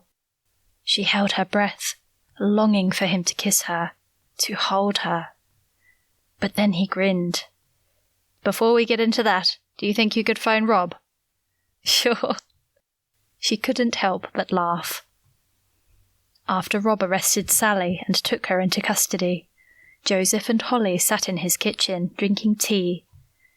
His gaze kept turning to the band-aid on her neck. "I nearly lost you," he said for the 5th time. She, however, felt perfectly calm. Rather than dwelling on the attack, her thoughts kept turning to the words he'd spoken before she called the police. "Joseph," she said quietly, "what was it that you wanted to tell me?" Blinking, he reached out across the table and took her hand, caressing her skin with his thumb while meeting her gaze. "I would never want to hold you back, Holly, which is why I encouraged you to take the reporter job in the city." His Adam's apple bobbed as he swallowed hard. "But the truth is, I would miss you so much, because I've fallen in love with you. I have no idea if you feel the same, or if we could make it work long distance, but I couldn't let you leave without being honest with you." Her heart sang as she squeezed his hand and smiled. "I've fallen in love with you too. I just didn't know how to tell you. So I was hoping you'd ask me to stay when I told you about the job offers. I don't want to be a reporter in the city. If I've learned anything from this experience, it's that. But it's a fantastic opportunity." "There are others." She told him about her idea of working and living in Eastbrooke, while occasionally freelancing and reporting on similar cases. "It would be the best of both worlds, and I can stay in Eastbrooke, if you want me to." Standing, he walked around the table, pulled her into his arms, and gazed into her eyes. "I can't think of anything I want more." He lifted a hand to her cheek and cupped her face. Her pulse skittered as his lips descended to meet hers. She responded by pressing her open lips to his, never dreaming that this moment would ever happen. He took his time kissing her with warm, lingering kisses, the kind that left her in no doubt that he loved her as much as she loved him. Epilogue. 6 months later. Joseph smiled to himself, blinking back proud tears as Holly walked towards him. She wore a flowing white chiffon gown and held a bouquet of yellow roses, her favourite flower. Her hair was lightly curled but bounced on her shoulders. Behind her followed her bridesmaids. Jania, Emma and Michaela were clad in the same delicate yellow as the roses, and in front, little Polly tottering along with a basket of daisies, eliciting murmurs of approval from the guests. They all made such a beautiful picture, but it was on Holly's face that Joseph's gaze was fixed. He felt as though his heart would burst with love. The worship song that accompanied her up the aisle summed up his feelings, both for her and the Saviour who in his infinite wisdom had brought them together. Oh, the overwhelming, never-ending, reckless love of God. Oh, it chases me down, fights till I'm found, leaves the 99, and I couldn't earn it. I don't deserve it. Still you give yourself away. Oh, the overwhelming, never-ending, reckless love of God. The love he felt was so overwhelming, but it no longer felt reckless. In fact, he felt safer with Holly than he had ever before. She had helped heal an aching in him that he hadn't even known was there. It was such freedom to be seen and loved by another person for who he was, not just as a Carlton brother, but as Joseph.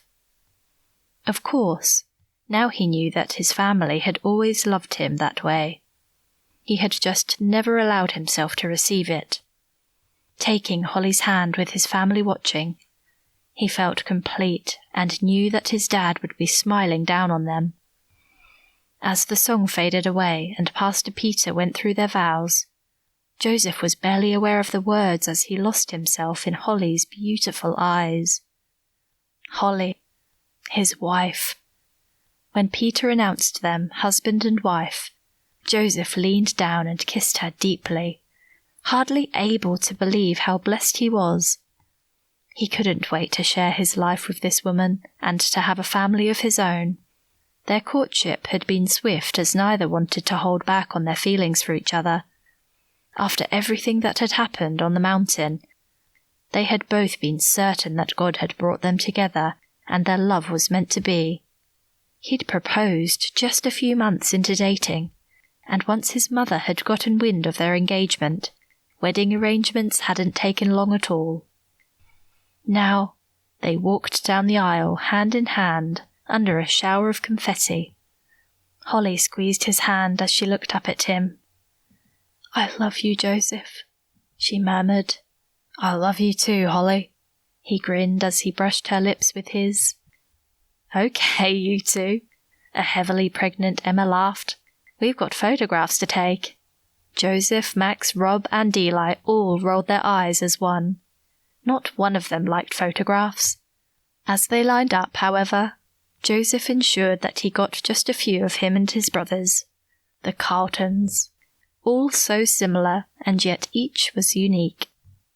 He was a few months into Bible college now, and with every passing day, he knew that he had made the right decision. When the time came, he would miss mountain rescue, but he could no longer run away from his calling, and all three of his brothers supported him wholeheartedly. "Let Mum in the picture now," Rob said, waving her over. "Then we'll get one with the bride and bridesmaids." "Poor Uncle Eli," Polly piped up. "You're the only one on your own." "That's okay," Eli laughed. "That's just how I like it." Joseph glanced at his brother, wondering how much of his words were just bravado. Still living in Melbourne, devoting his life to hunting down what remained of the White League, Joseph was sure Eli was lonely, even if he didn't admit it. Michaela had travelled back to Eastbrooke for the wedding, and Joseph hoped that as they both lived in Melbourne, they'd look out for each other. He worried about his little brother and wanted nothing more than for him to be happy. Seeming to echo his thoughts, Max clapped Eli on the back. "That won't last forever, little bro," he teased. "You're the last one of us to be single. If you don't find yourself a woman, no doubt Mum will." They all laughed as she shrugged, a grin on her face. "Time will tell," she said as Eli groaned. "God will provide." "Indeed he will," Joseph said softly, taking Holly's hand again and gazing into her eyes. "Indeed he will. Have mercy on me, O God, according to your unfailing love, according to your great compassion, blot out my transgressions. Create in me a pure heart, O God, and renew a steadfast spirit within me. Do not cast me from your presence, or take your Holy Spirit from me. Restore to me the joy of your salvation, and grant me a willing spirit to sustain me. The sacrifices of God are a broken spirit, a broken and contrite heart, O God. You will not despise. This is the end of Within His Sight. We hope you enjoyed it and were blessed by it. The next book in the Heroes of Eastbrooke series is Freed by His Love. Be sure to subscribe to this channel so you don't miss any new releases. Thank you for listening. Bye for now, and God bless.